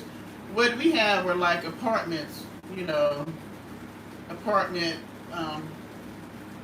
buildings for seniors. But I would much love it if they had houses where seniors could get a decent rate.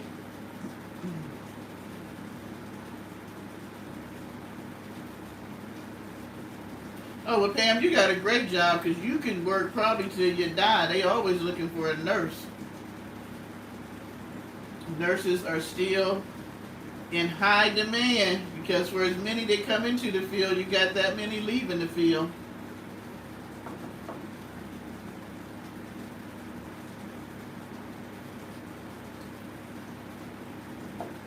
Now, if I wanted to go back to counseling, I could do that. But I'd much rather have it where I'm doing my own thing. My goal is to have, like we do the members, but it's more of life coaching, and I do that, and I have people that pay into that, and I do that, and I don't have to be underneath an agency or, working for somebody else pretty much.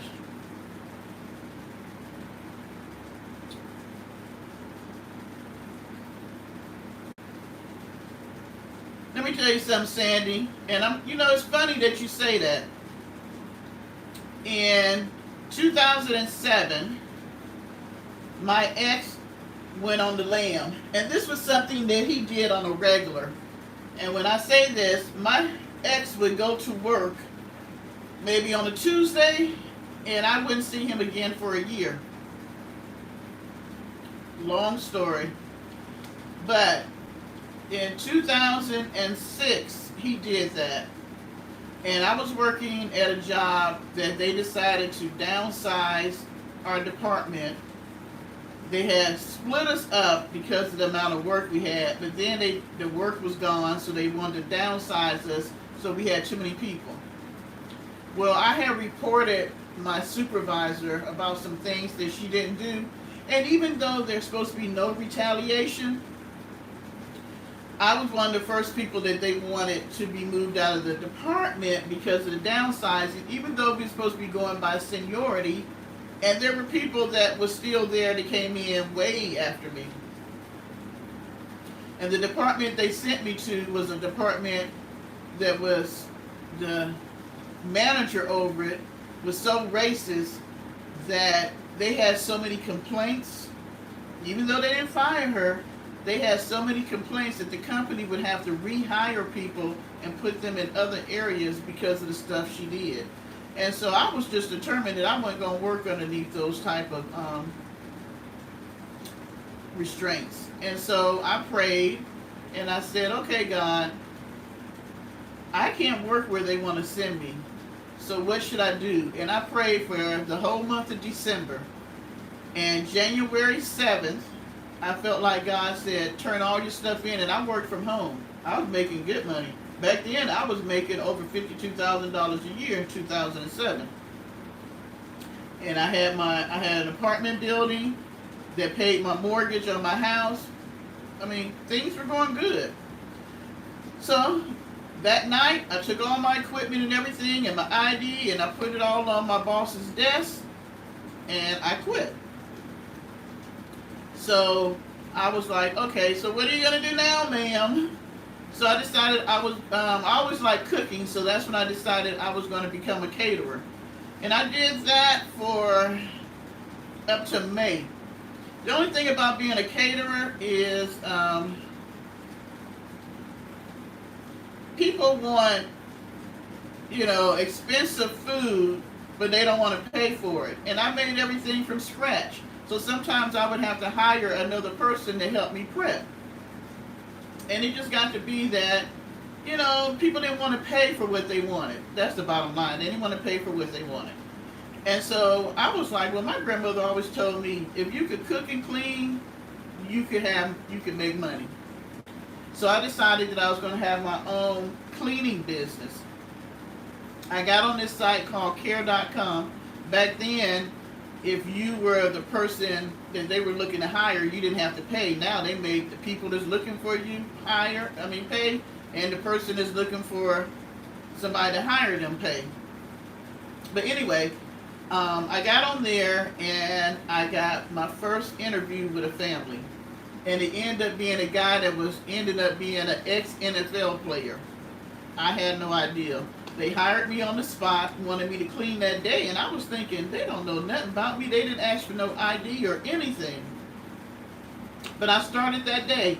Now, mind you, I'm not working, so I haven't really had a consistent job since December of 2006. So here it is, May 2007. So I had really no money to buy supplies and all that to start a cleaning company, but I took my mop, my broom, my vacuum, my cleaning supplies out my house, and I went and I cleaned their house. I cleaned their house so good that they told his mom about me, and her house was 2 times bigger than their house because her husband was a heart doctor. From there, I got word of mouth that I went from using my supplies and cleaning my very first client's house to, by the time I stopped having my business in 2014, my business was making over $100,000 a year. All from me using the stuff out my house and starting with nothing. So you can start your own business and do whatever it is you want if you really have the desire to do so.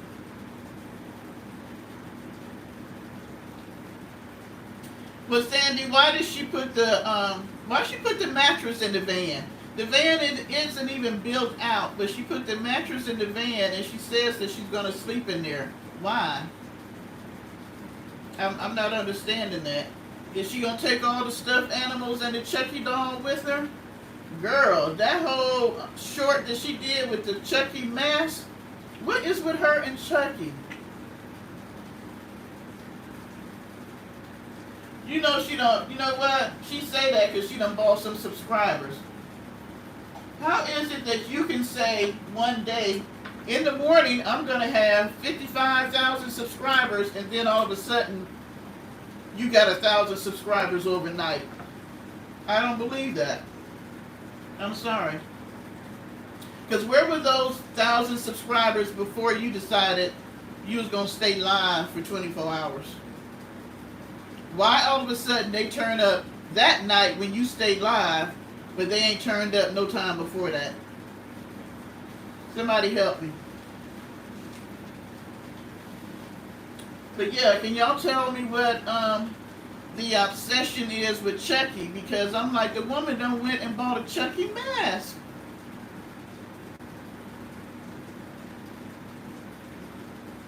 I mean, why would you buy a Chucky mask and put it on? They surely do not last long now, do they? And you can tell. You can tell all of a sudden she'll have an influx of people, and all this stuff, and then all of a sudden it'll go back where she really don't. She hadn't talked about Miss Mary. After she went to the woman's house, I don't know what happened to her. And what about Miss Edna? Ain't heard nothing about Miss Edna. The only person that she talks about that seems to have been there for a while is that Tawana woman with the grandchild that I guess she's raising. Because a lot of her old subs, you don't hear her talk. You don't hear her mention them when she claims people are in her chat. Oh, when she got in whose bed? Did I miss that? Whose bed did she get in? She got in Charlene's bed? What video was that in?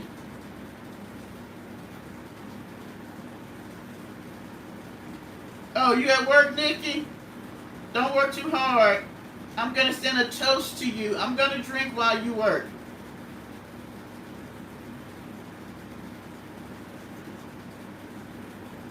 Oh. Yeah, when she went to Miss Mary's house at 10 o'clock at night, and then she did make a video where she was in the bed with Miss Mary. I thought that was really... Okay, I'm sorry. I've only been talking to you through the camera. I don't care if it's 4 or 5 years, but the only way we communicate is through YouTube. Then I show up at your house because you invited me, but I never came. All of a sudden, I just show up at your house at 10 o'clock at night, and then the next day I'm all up in the bed with you. Are you East Coast, Nikki? What time is it? I don't even know what time it is. Let's see. Oh, it's 10:36 East Coast. Yeah, I didn't understand. What is it with her getting in folks' beds that she don't know?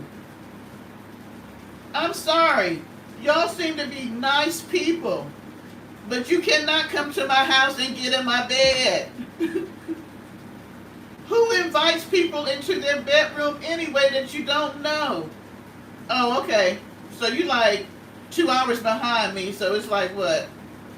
8:30? I mean, Arabs, you know I like you. Me and you are so much alike. But you can't get in my bed. And I wouldn't get in yours. I mean, you can come and stay at my house. I'm going to let you be in the guest room. But we don't have a need to be in each other's bed. Oh, Martin, I don't know how you missed that one. That was right before that's when she was in Texas, and she decided it was during the time after she got the ticket, and she decided to drive because Miss Mary lives in Alabama, Mississippi, or something like that, and she drove all the way to that woman's house and got there at 10 o'clock at night, didn't even tell the woman she was coming. She didn't even tell the lady she was coming. She just knocks on the woman's door at 10 o'clock at night. I wish you would knock on my door at 10 o'clock at night. Your ass would still be out there on the porch. And if you stay on the porch too long, I'm going to call the popo on you. Girl, she famous in her own mind. In her own head, she famous. Because she has built this whole world for herself. And I don't understand. People just because they're older women. Yeah, and I hadn't heard nothing about, you notice that she don't talk about Miss Edna either? Even though, when she was in Texas, she used to always talk about how Miss Charlene was her friend, Miss Edna was her friend, Miss Mary was her friend.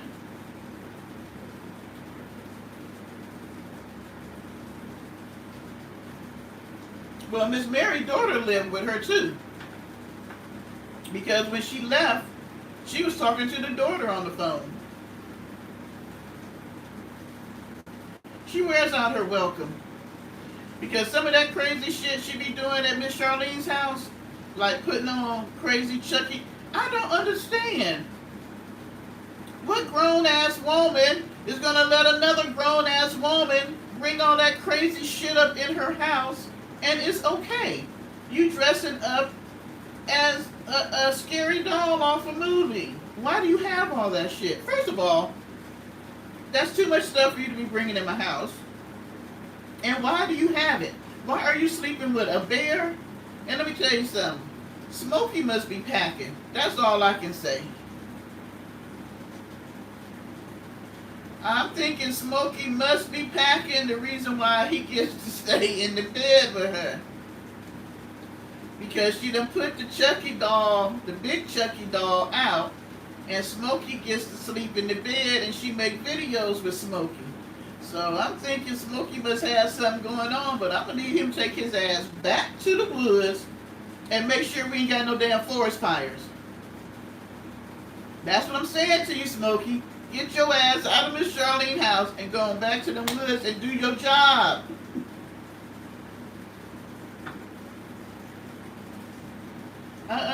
She just...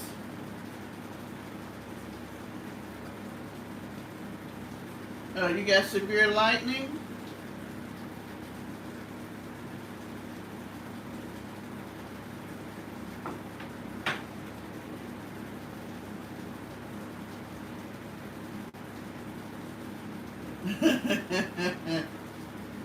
Maybe she did.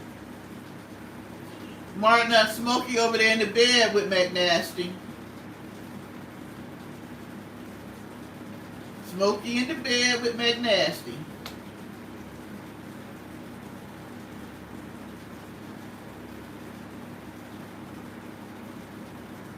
A wine done kicked in now. I'm sorry. I'm thinking Smokey taller than Chucky. Smokey bigger than Chucky too. He got a little weight on him. Hey, can y'all tell me where did Circus Wheels get that video, or was it two different videos they put together where it's like she's talking and there's a man at the window? Was that another video that they spliced in, or was that her actually talking to a man?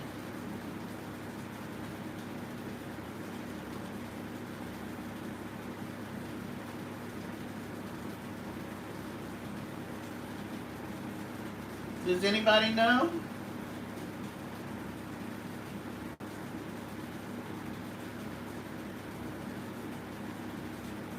She named Smokey Deborah? Okay, but spliced in, they did a damn good job on that. They did a good job on that. This girl, she used to love that white blonde wig. But who in the world was she talking to, talking about they wanted to fill up on her? She is one nasty woman. That she is.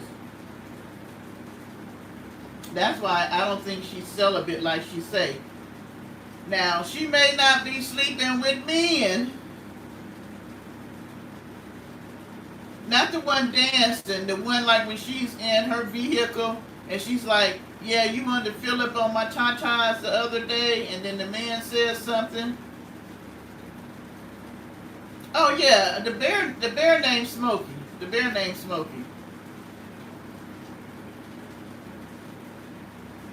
I thought it was the same guy. I wasn't sure. But she acts too nasty not to be doing stuff. I'm sorry. She acts too sexual for her not to be doing something. Because she's supposed to be a Christian good woman.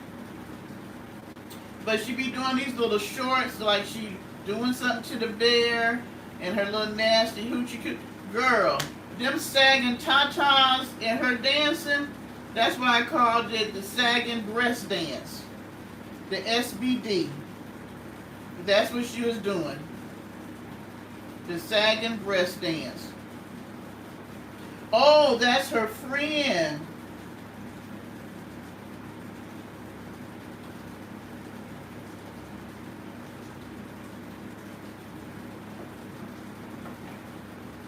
Okay.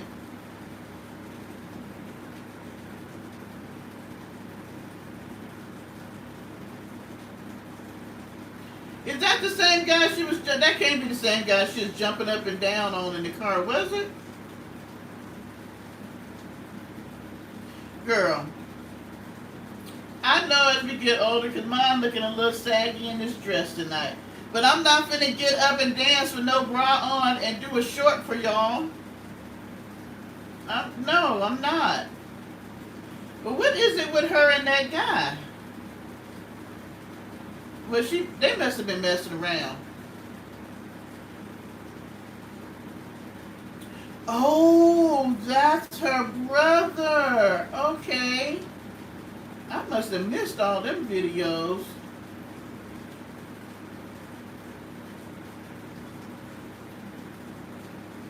And she said something the other day. Oh, you know what she did the other day? That I know that she got from, damn, I done got toasty. Nomadic introvert. You know how when she eats, she always says, the first bite goes to you? She did that with her omelet the other day. Yeah, I remember the Big Bird outfit. It was horrible.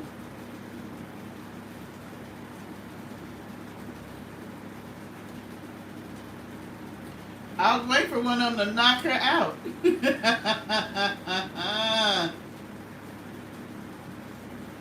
Yeah, she was eating her omelet, and I've never seen her do this when she eats.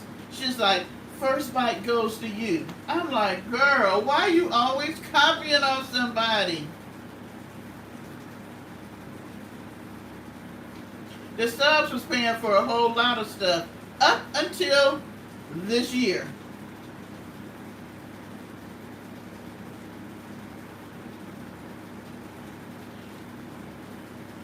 I seen her, and I don't watch, her videos be so long, so only, I watch something, then I speed through and watch something else. But she was sitting in the van in her pajamas talking about something about the van. My thing is, there are other men on the property. Pauline lives next door. She has a husband. So my thing is, why when you leave out the house, you are in your pajamas?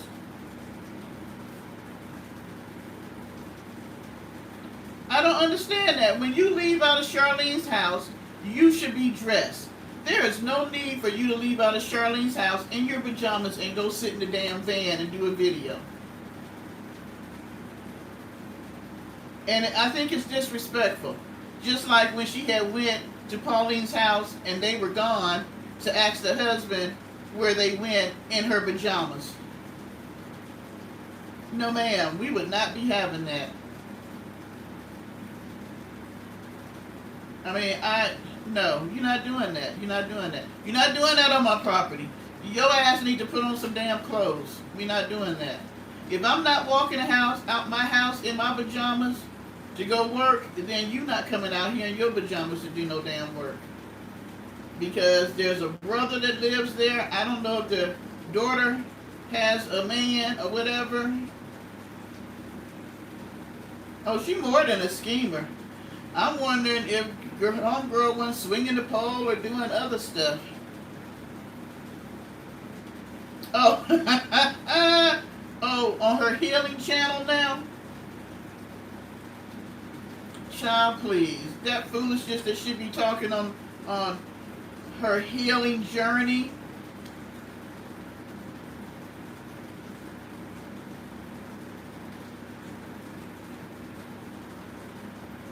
Why her healing journey so damn long? Which way is she traveling? Which way is she traveling? Because I'm like, and I'm telling you, it be on the down low. She be doing sexual stuff on the down low. That's why Donisha had to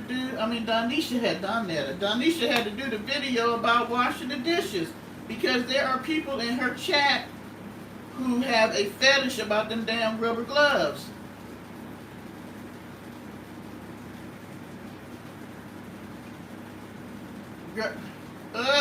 Hearing eyes.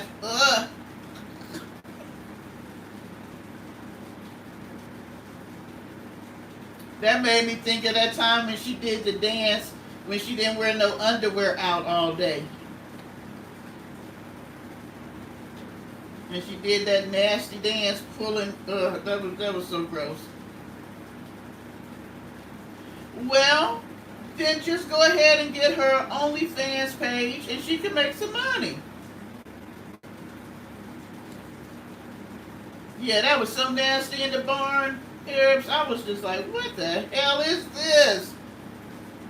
Ugh. I'm gonna let Donisha do another ASMR video of cleaning the house or something, because you know she likes to do all that. But I'm like, ma'am.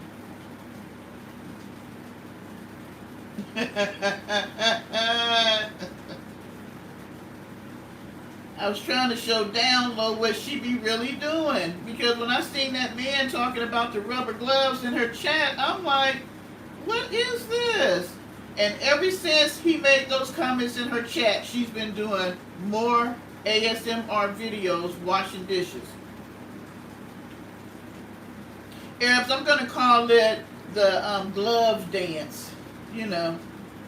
And they messed me up because YouTube wanted me to take the music out. I thought I had picked music that I wouldn't get hit on. But I got to, because the music that I really wanted to play, I knew it was a licensed piece and I couldn't use it.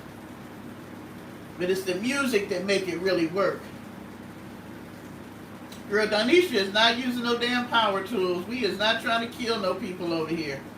But I do have a Donisha video coming, and she's going to show you where she was living before she came to live with me. You're going to love it. Just think of Miss Ma'am's video showing everybody where she lived for 12 years.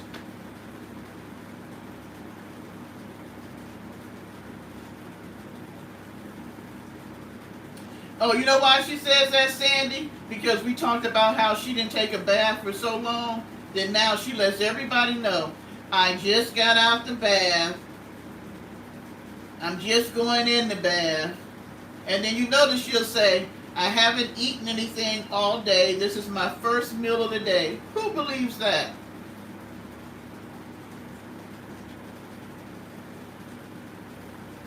If she was up, she was eating. Nikki, you're going to have to wait to see. You're going to have to wait to see. Hopefully, tomorrow is a good day. I'm going to have to do it early in the morning because it gets so damn hot here. So maybe in the morning when I get up, I'll do it. You're going to love it. And she used too much damn dishwashing liquid. Her ass would be out the kitchen just for that. Do you see how much she be squeezing over in there?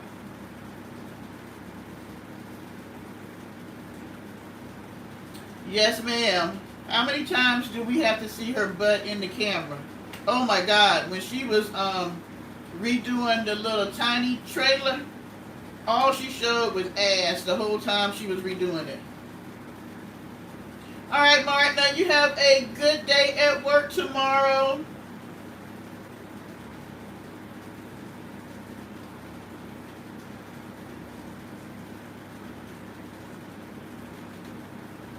Girl, she be lying. She be lying.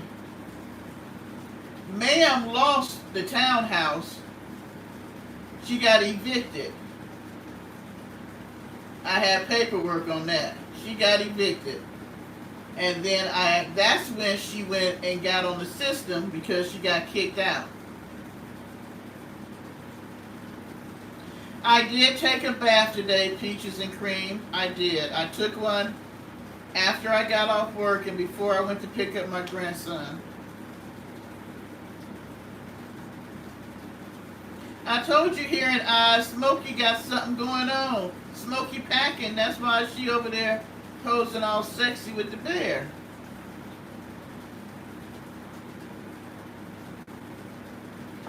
Nikki, when she had to use her own anything, she used a little bit. Do you see her making up packs and packs of liver? Or what about all, you know how she used to make the turkey wings and ham hocks or whatever the shit was? You don't see her making that. She over there eating steak and cakes and omelets and, you know, eating salads, fresh food out the garden, and then gonna try to tell Charlene how to grow a garden. This girl ain't got a garden. Thank you, Nikki. That's why I said Dawn costs too much. Your ass is not putting that much detergent, liquid detergent, in the sink. Sandy.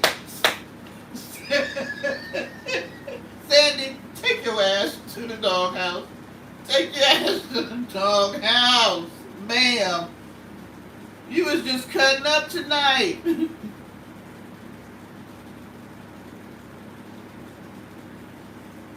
And that's another thing. I have not heard of VO5 since I was a kid. And I can only imagine what they put in VO5. And you gonna wash your cooch with that? No, ma'am.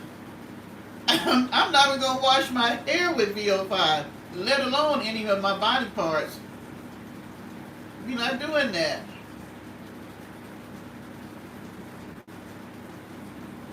She always eating on Miss Charlene. Miss Charlene does the cooking, then I guess she's supposed to wash the dishes. Because I don't understand why she always got a sink full of dishes. It's like she eats at night, stuffs her face, and then she don't wash dishes till the next day. Oh my gosh.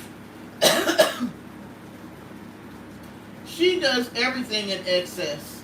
I'm like, she puts too much dressing on the salad. It's pretty much her eating ranch dressing with a little bit of salad. Because she puts a half a bottle on there.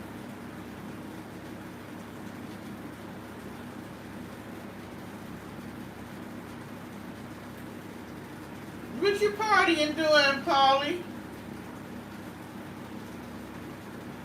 That's what I'm saying, Sandy. The VO5 is too strong. Polly, I'm gonna send her up there with you because you need a good woman with you in your tent.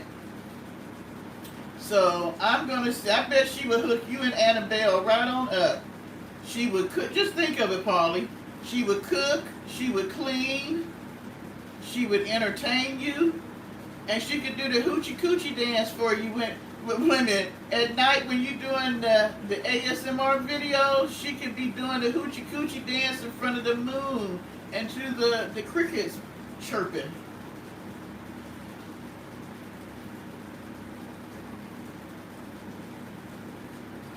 Okay, Beverly. Who wants to wash their coochie with something that costs $1? Unless you just have to. Now, if you don't have nothing else, and that's all you can afford to buy, then you do that. But if you can buy Chucky dolls and all this other bullshit, you can buy some damn body wash. Polly, you gonna be the new Teddy. She gonna leave Smokey down there with Charlene. Polly, she gonna be all snuggled up next to you, and it's starting to get cold in New York. You ain't gotta worry about being cold when it get cold. She can snuggle up next to you. Annabelle might be mad because she don't want to put her out. But yeah, you might have to. I might have to think about that because, you know, I don't want nothing to happen to Annabelle.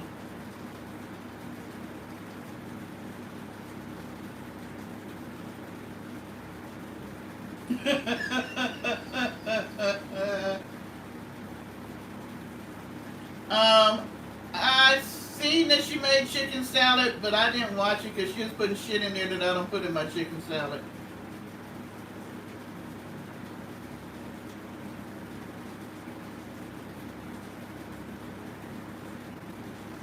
That's because Charlene probably tired of her shit.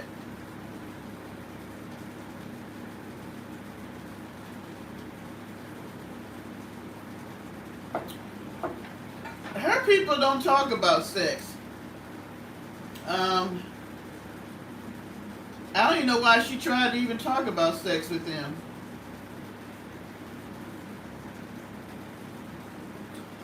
it probably is her. You know she always got to drop in and let us know. I got some message the other day about, oh, why am I bringing, what was it, something like, why am I talking about her or something like that. My thing is, why are you in my damn comments worrying about me talking about her? I'm not going to wherever your page is, because most of them, if it's her, they don't have a page. They've just been on YouTube for a few years, and they have, you know, it's like an empty a person that don't have shit. So, you know, I think every night she hits Justine page, Arab's page, my page, and Circus Wheels page, just to see what we all talking about. I think she's been a little hurt that we haven't been talking about her, so I figured I'd give her some attention this week so that she'll know that she's loved. Y'all know if she wasn't in our chats, how is it that she could copy the stuff that we're doing? If she wasn't in nobody's chat, how is it that she went and bought the same pajamas that Justine had? How is it that she was over there, spent all that money on trying to do calligraphy, and that lasted, what, 2 days? 2 days she tried to do that. Waste of money. Just a waste of money.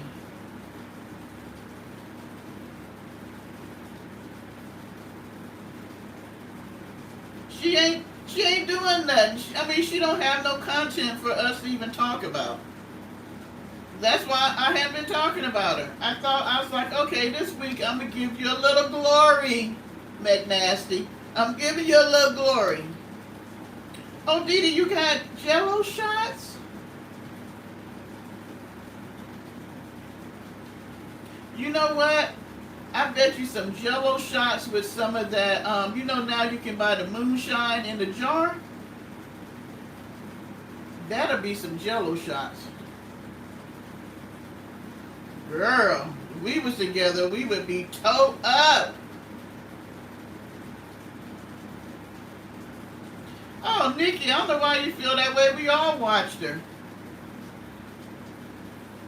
We all watched her not knowing.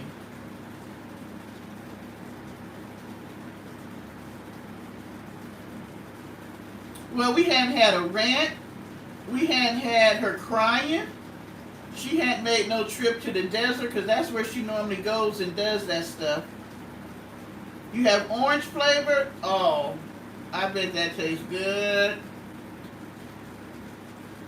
I think you use is it that you use the alcohol versus using water in the Jello shot? Will it still freeze if you just use alcohol and no water?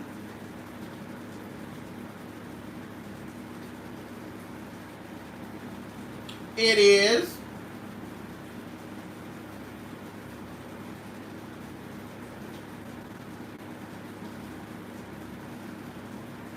Well, you know what? When I first started watching people, I wasn't even watching people in van life. There's actually this girl from New York, a young white girl, that she lives in her car. She's been living in her car now, I want to say 6-7 years. I cannot think of her name, but she's a slim girl, wear glasses. She got some issues too. But she lived in her car, and I was watching her.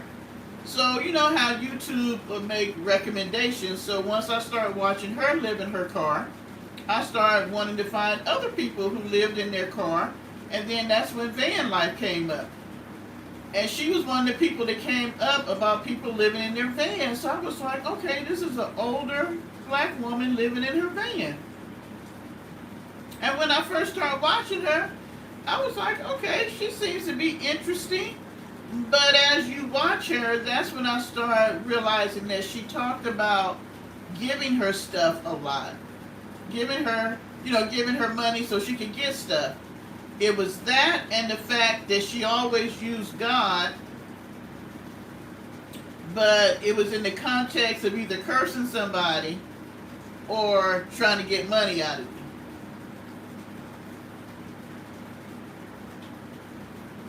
And so, where did that come from? So that's how I started watching her, and the more I watched her, the more she kind of pissed me off. And I don't know, Arabs, how did I find your channel? Oh, I think I found your channel because I ended up watching Justine's channel because of her hanging out with Justine, and somehow I ended up watching your channel, and yeah, and here we are. You know what? I thought it was illegal for you to be able to repost old videos. I might be wrong, but I thought that you couldn't just change the channel and repost the same video.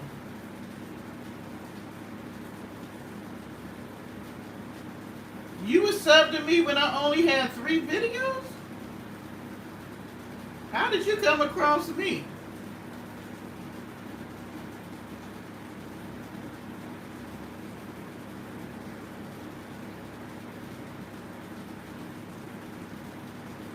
Oh, see, I didn't even know anything about the mukbang. See, I'm not a mukbanger. My sister loves that stuff. She loves the monkey stuff like Arabs. What's the monkey name? BB Monkey. First time I heard about BB Monkey was from my sister, and then the next thing I know, Arabs was talking about BB Monkey. So she likes BB Monkey, mukbangers and stuff. And I don't like watching people eat personally.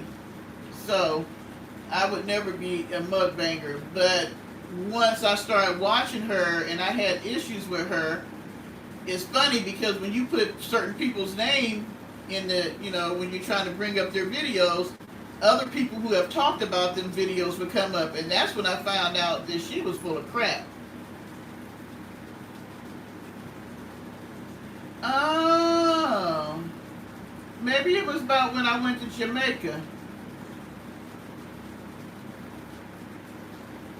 Girl, I remember I only had 27 when I started. And matter of fact, I give all the credit to Arabs because she said to me, well, why don't you make a video? Because I used to post and say stuff in her chat so much about McNasty.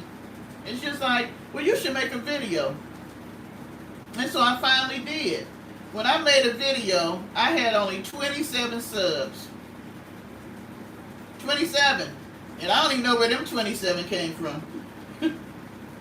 I had 27 subs. And I had 27 subs for probably about 3 years. And then Arabs was so nice that she told her people to come and subscribe to me. And here we are. Here we are.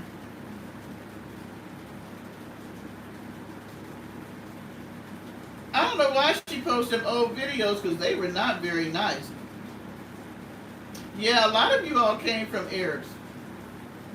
I got a lot of people from her.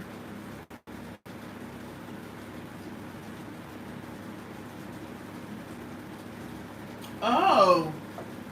Yeah, she doesn't make videos anymore. The butterfly lady.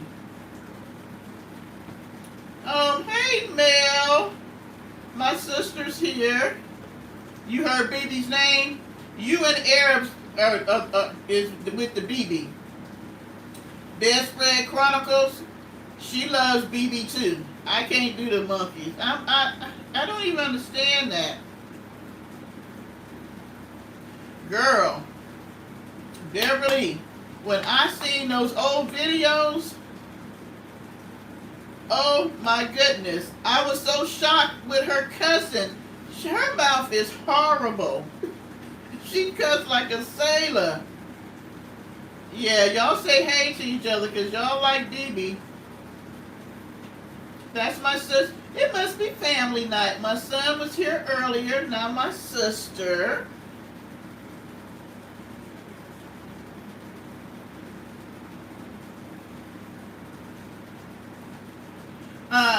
Ma'am, you knew it cost to build a van out. I watched a guy the other day that he put it on, a fast speed, But he built his van out in a month. Oh, you got an AI cat? Girl, and you named it BB. I cannot. I cannot with you. I cannot. You know why? It costs to build something out. I don't understand. Winter's Blue. Do you ever hear him ask for money? Do you ever hear him on his video say, please send me Cash App, please go to my Amazon list and buy something off of it? Never. But people sent him gifts. Arabs, don't tell me you got an AI monkey or cat too. You never hear certain, like Nomadic. You don't hear her ever say, please send me money. She thanks people because she got a lot of people and they do send her stuff. She thanks them, but she never says, please send me anything. And yet, these two people were her van was, she got a traveling van brand new.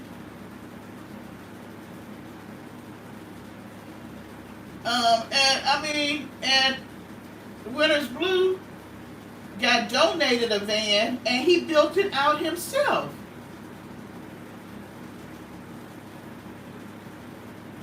He would get a job, Pam. Oh, I got both sisters in here tonight. Black Fuego is my baby sister. Hey, Nick. You know what? I was thinking about seeing if Winter's Blue would do an intro, would do my intro music. Because you all do know that he's a musician, and that's what he was doing in California before he started van life. The music he has for his intro is music that he created. So I was wondering if I hit him up. Hey, if you ever see this video, Winter's Blue, I was wondering if you would do some music for my intro. So what made y'all come to my channel at 11 something at night? Y'all late. Oh, y'all always spying? I bet you are. That's what I said, Pam. I was going to see what he would say. I would pay him. You know what? Nomadic, she makes it, she don't really make it look breezy and free. She makes it look, but she reminds me of like when she went to the Arctic Circle and stuff. She just reminded me of a person that is free-spirited. I mean, the things she does by herself, I'm kind of in awe of, because I don't know if I would go to some of the places that she go by herself. But her and Winter's Blue, some of the places, like the other day when he was on top of the mountain that made my stomach have butterflies, and then he was talking about how a van load or a bus load of people came up there in the middle of the night. I'd have been scared. All he got is Lars, and I don't think Lars can attack nobody too much.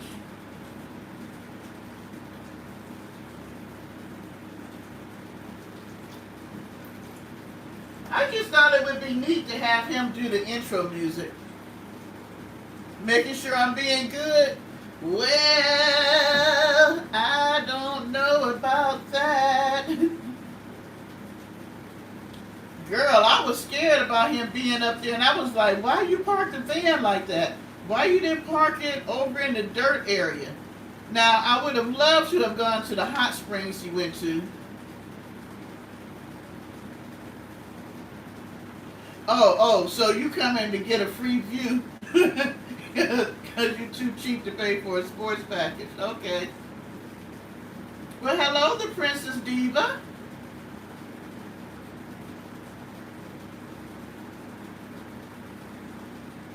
I know, isn't it cute that Lars be on a leash? I've never seen anybody walk their cat on a leash. But I really would have loved to have gotten in that hot spring. They go to places that I be saying to myself, I would love to go and see.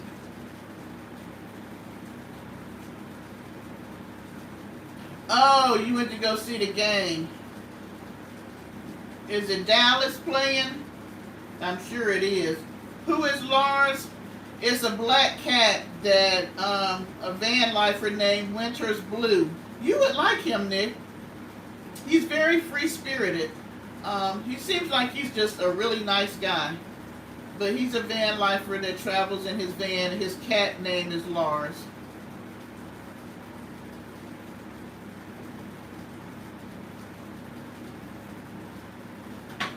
It is pretty up there. Now I do have to say, Winters have a very unique palate for food.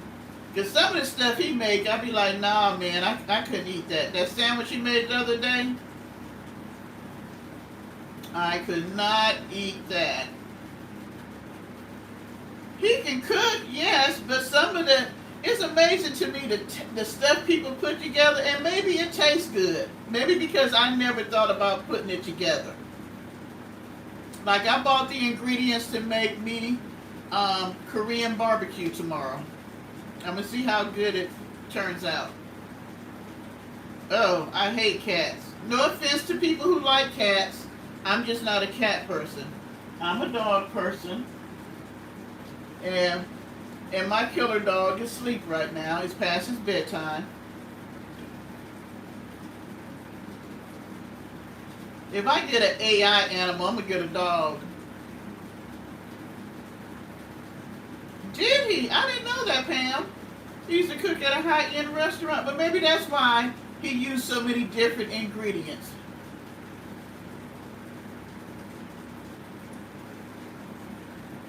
Oh, Nick, that she's talking to Mel about that AI cat.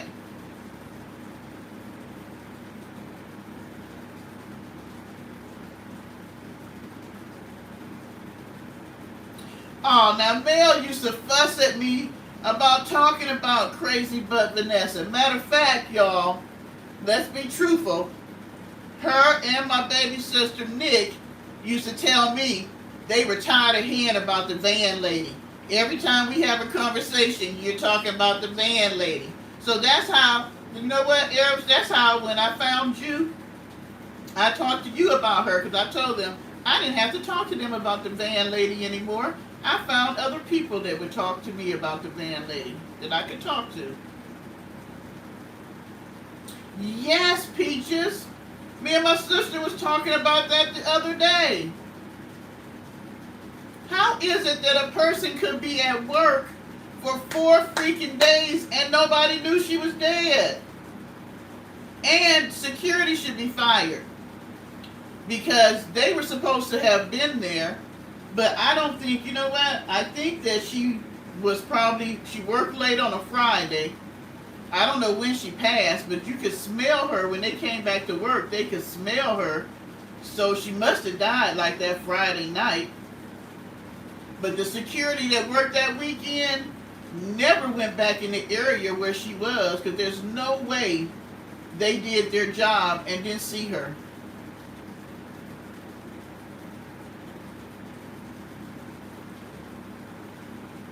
I mean, 4 days this woman was in her place of employment and nobody knew she was back there dead. But you know what? I don't know if she was sitting at her desk and maybe had a heart attack and she looked like. But you know what? I was telling my sister, when I worked for Aetna, I used to work like 11 to 7:30. And I would be the late person. And so everybody would be gone. There would be nobody there but security and the housekeeper, the lady that cleaned up. So really when security came back, where my cubby was, we had the tall cubbies, they couldn't see me. They might have thought that I had left when they went to go heat up their food or something. They smelled something when they came back, but my thing is, I could have been back there all weekend dead and nobody would have known. Nobody, they wasn't working, Peaches. It was over the weekend. It was like on a Friday. Everybody went home and they didn't come back for 4 days. But they had security that was working in the building. They should have found her. They weren't doing their job. They wasn't walking through the whole building like they were supposed to.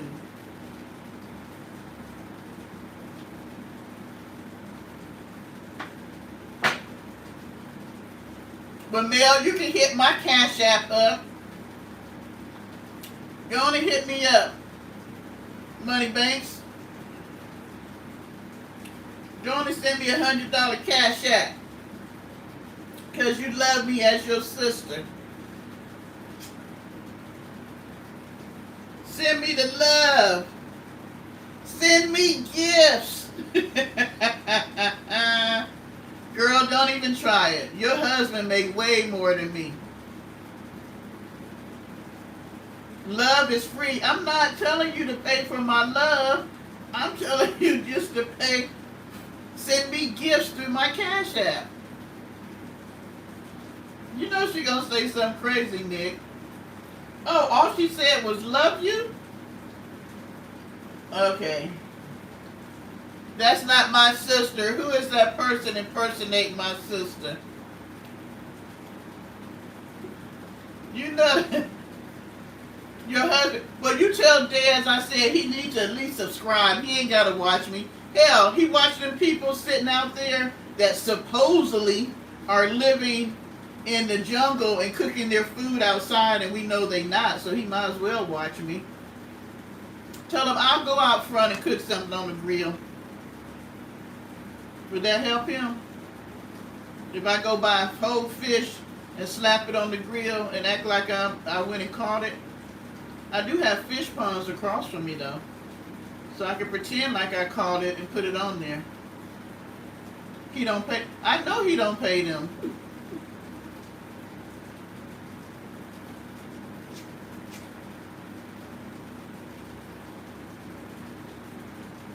Maybe I should do that. I never tried to cook a whole fish on the grill. Danisha should. Maybe I should have her cook a whole fish on the grill.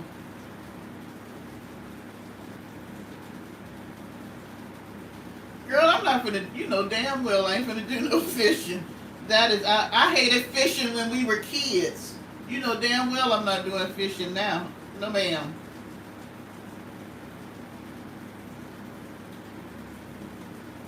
You gone, Eric? Good night. Are you going live later? How long have I been on here? Child, we going into 3 hours. Alright, I'll catch the fish, Nick, if you go with me. If you go fishing with me, Donisha will go fishing.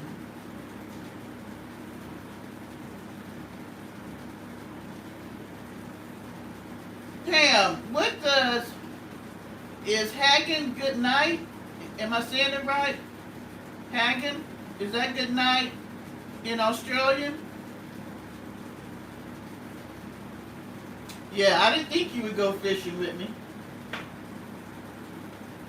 Mel, you can come down here and go fishing with me.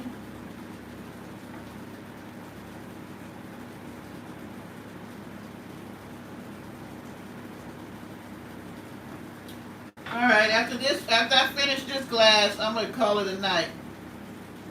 I haven't been fishing since we were kids, and I don't plan on doing it no time soon. But that would be a funny video, having Donisha to go fishing.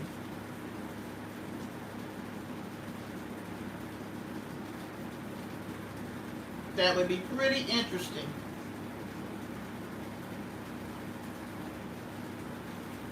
Oh, it is almost time for you to go home, Nikki. Mel, your cat is not a real cat, so it's not the same thing. I can't believe Parker done slept through the whole line. Are you going to do a video on your cat? Okay. I'm gonna, well, let me know when you do the video. I'm gonna watch your video. Oh, you already having a drink, Nikki? I thought you had to wait till you got off work. Oh, Nikki, here's your boyfriend. Look at him.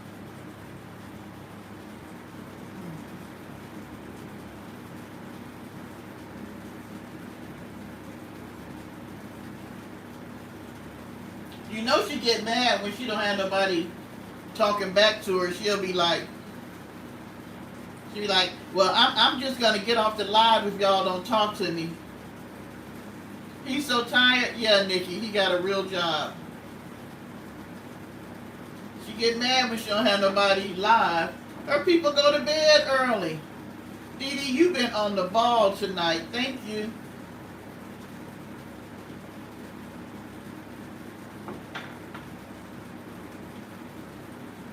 Parker ain't moved. He says past his Parker says past his bedtime. Yeah, he don't really like McNasty. Whenever I play her videos or I talk about it, he be on the bark.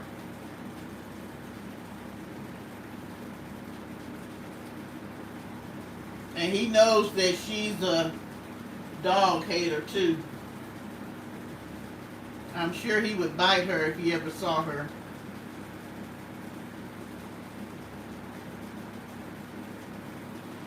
Good night, Pam. Thank you for coming. I guess I will go ahead and get off here too. We done been on here 3 hours.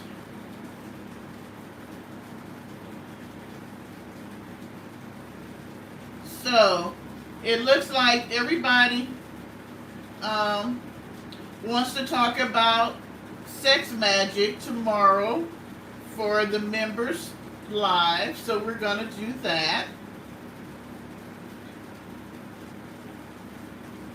We're going to do it at 7. I have not figured out. Maybe I'll take some time tomorrow. I've been trying to figure out how I can give memberships because you're able to do that. I don't know if I can give memberships while I'm on. I don't know how you do it. I'm going to have to... And you know what? I've got to figure out, because last time I did the live, it wouldn't even let me in. And I'm wondering, do I have to pay for my own membership? Because it wouldn't let me pull it up. I couldn't see what everybody was saying, except for on my phone. So I don't know if I have to pay for my own membership. I got to figure out this membership thing. Alright, everybody. I'm going to go ahead and call it a night. It was so nice of you all to come to the live and hang out with me for the last 3 hours. Thank you so much. Thank you, everybody, for the cash apps. And Beverly, I will be hitting you up as soon as I close out here, sending you your cash app. And congratulations to you being our 10th person. And hopefully everybody will be here for the next live. Oh, you going back to watch the free game? All right, ma'am. Good night, Sandy. Good night, everybody. Thank you so much. Dee Dee, thank you so much for all you did tonight. Oh, Phil Hill, you just got here and we're saying good night.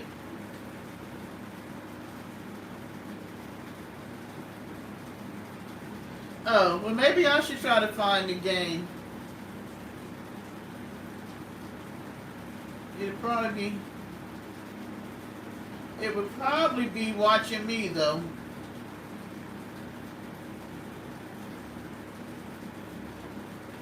Everybody have a wonderful Labor Day weekend. Oh, you've been here, you just went, oh, you've been in the bushes, you just weren't saying nothing. Well, please we would love to hear everybody's input. Maybe I'll come back on Sunday since I got Monday off. You never know. I'm not doing anything. I was going to go to Atlanta. My aunt was going to barbecue and make a homemade pound cake, but I was too late at the place I bored Parker. They didn't have any more room for him.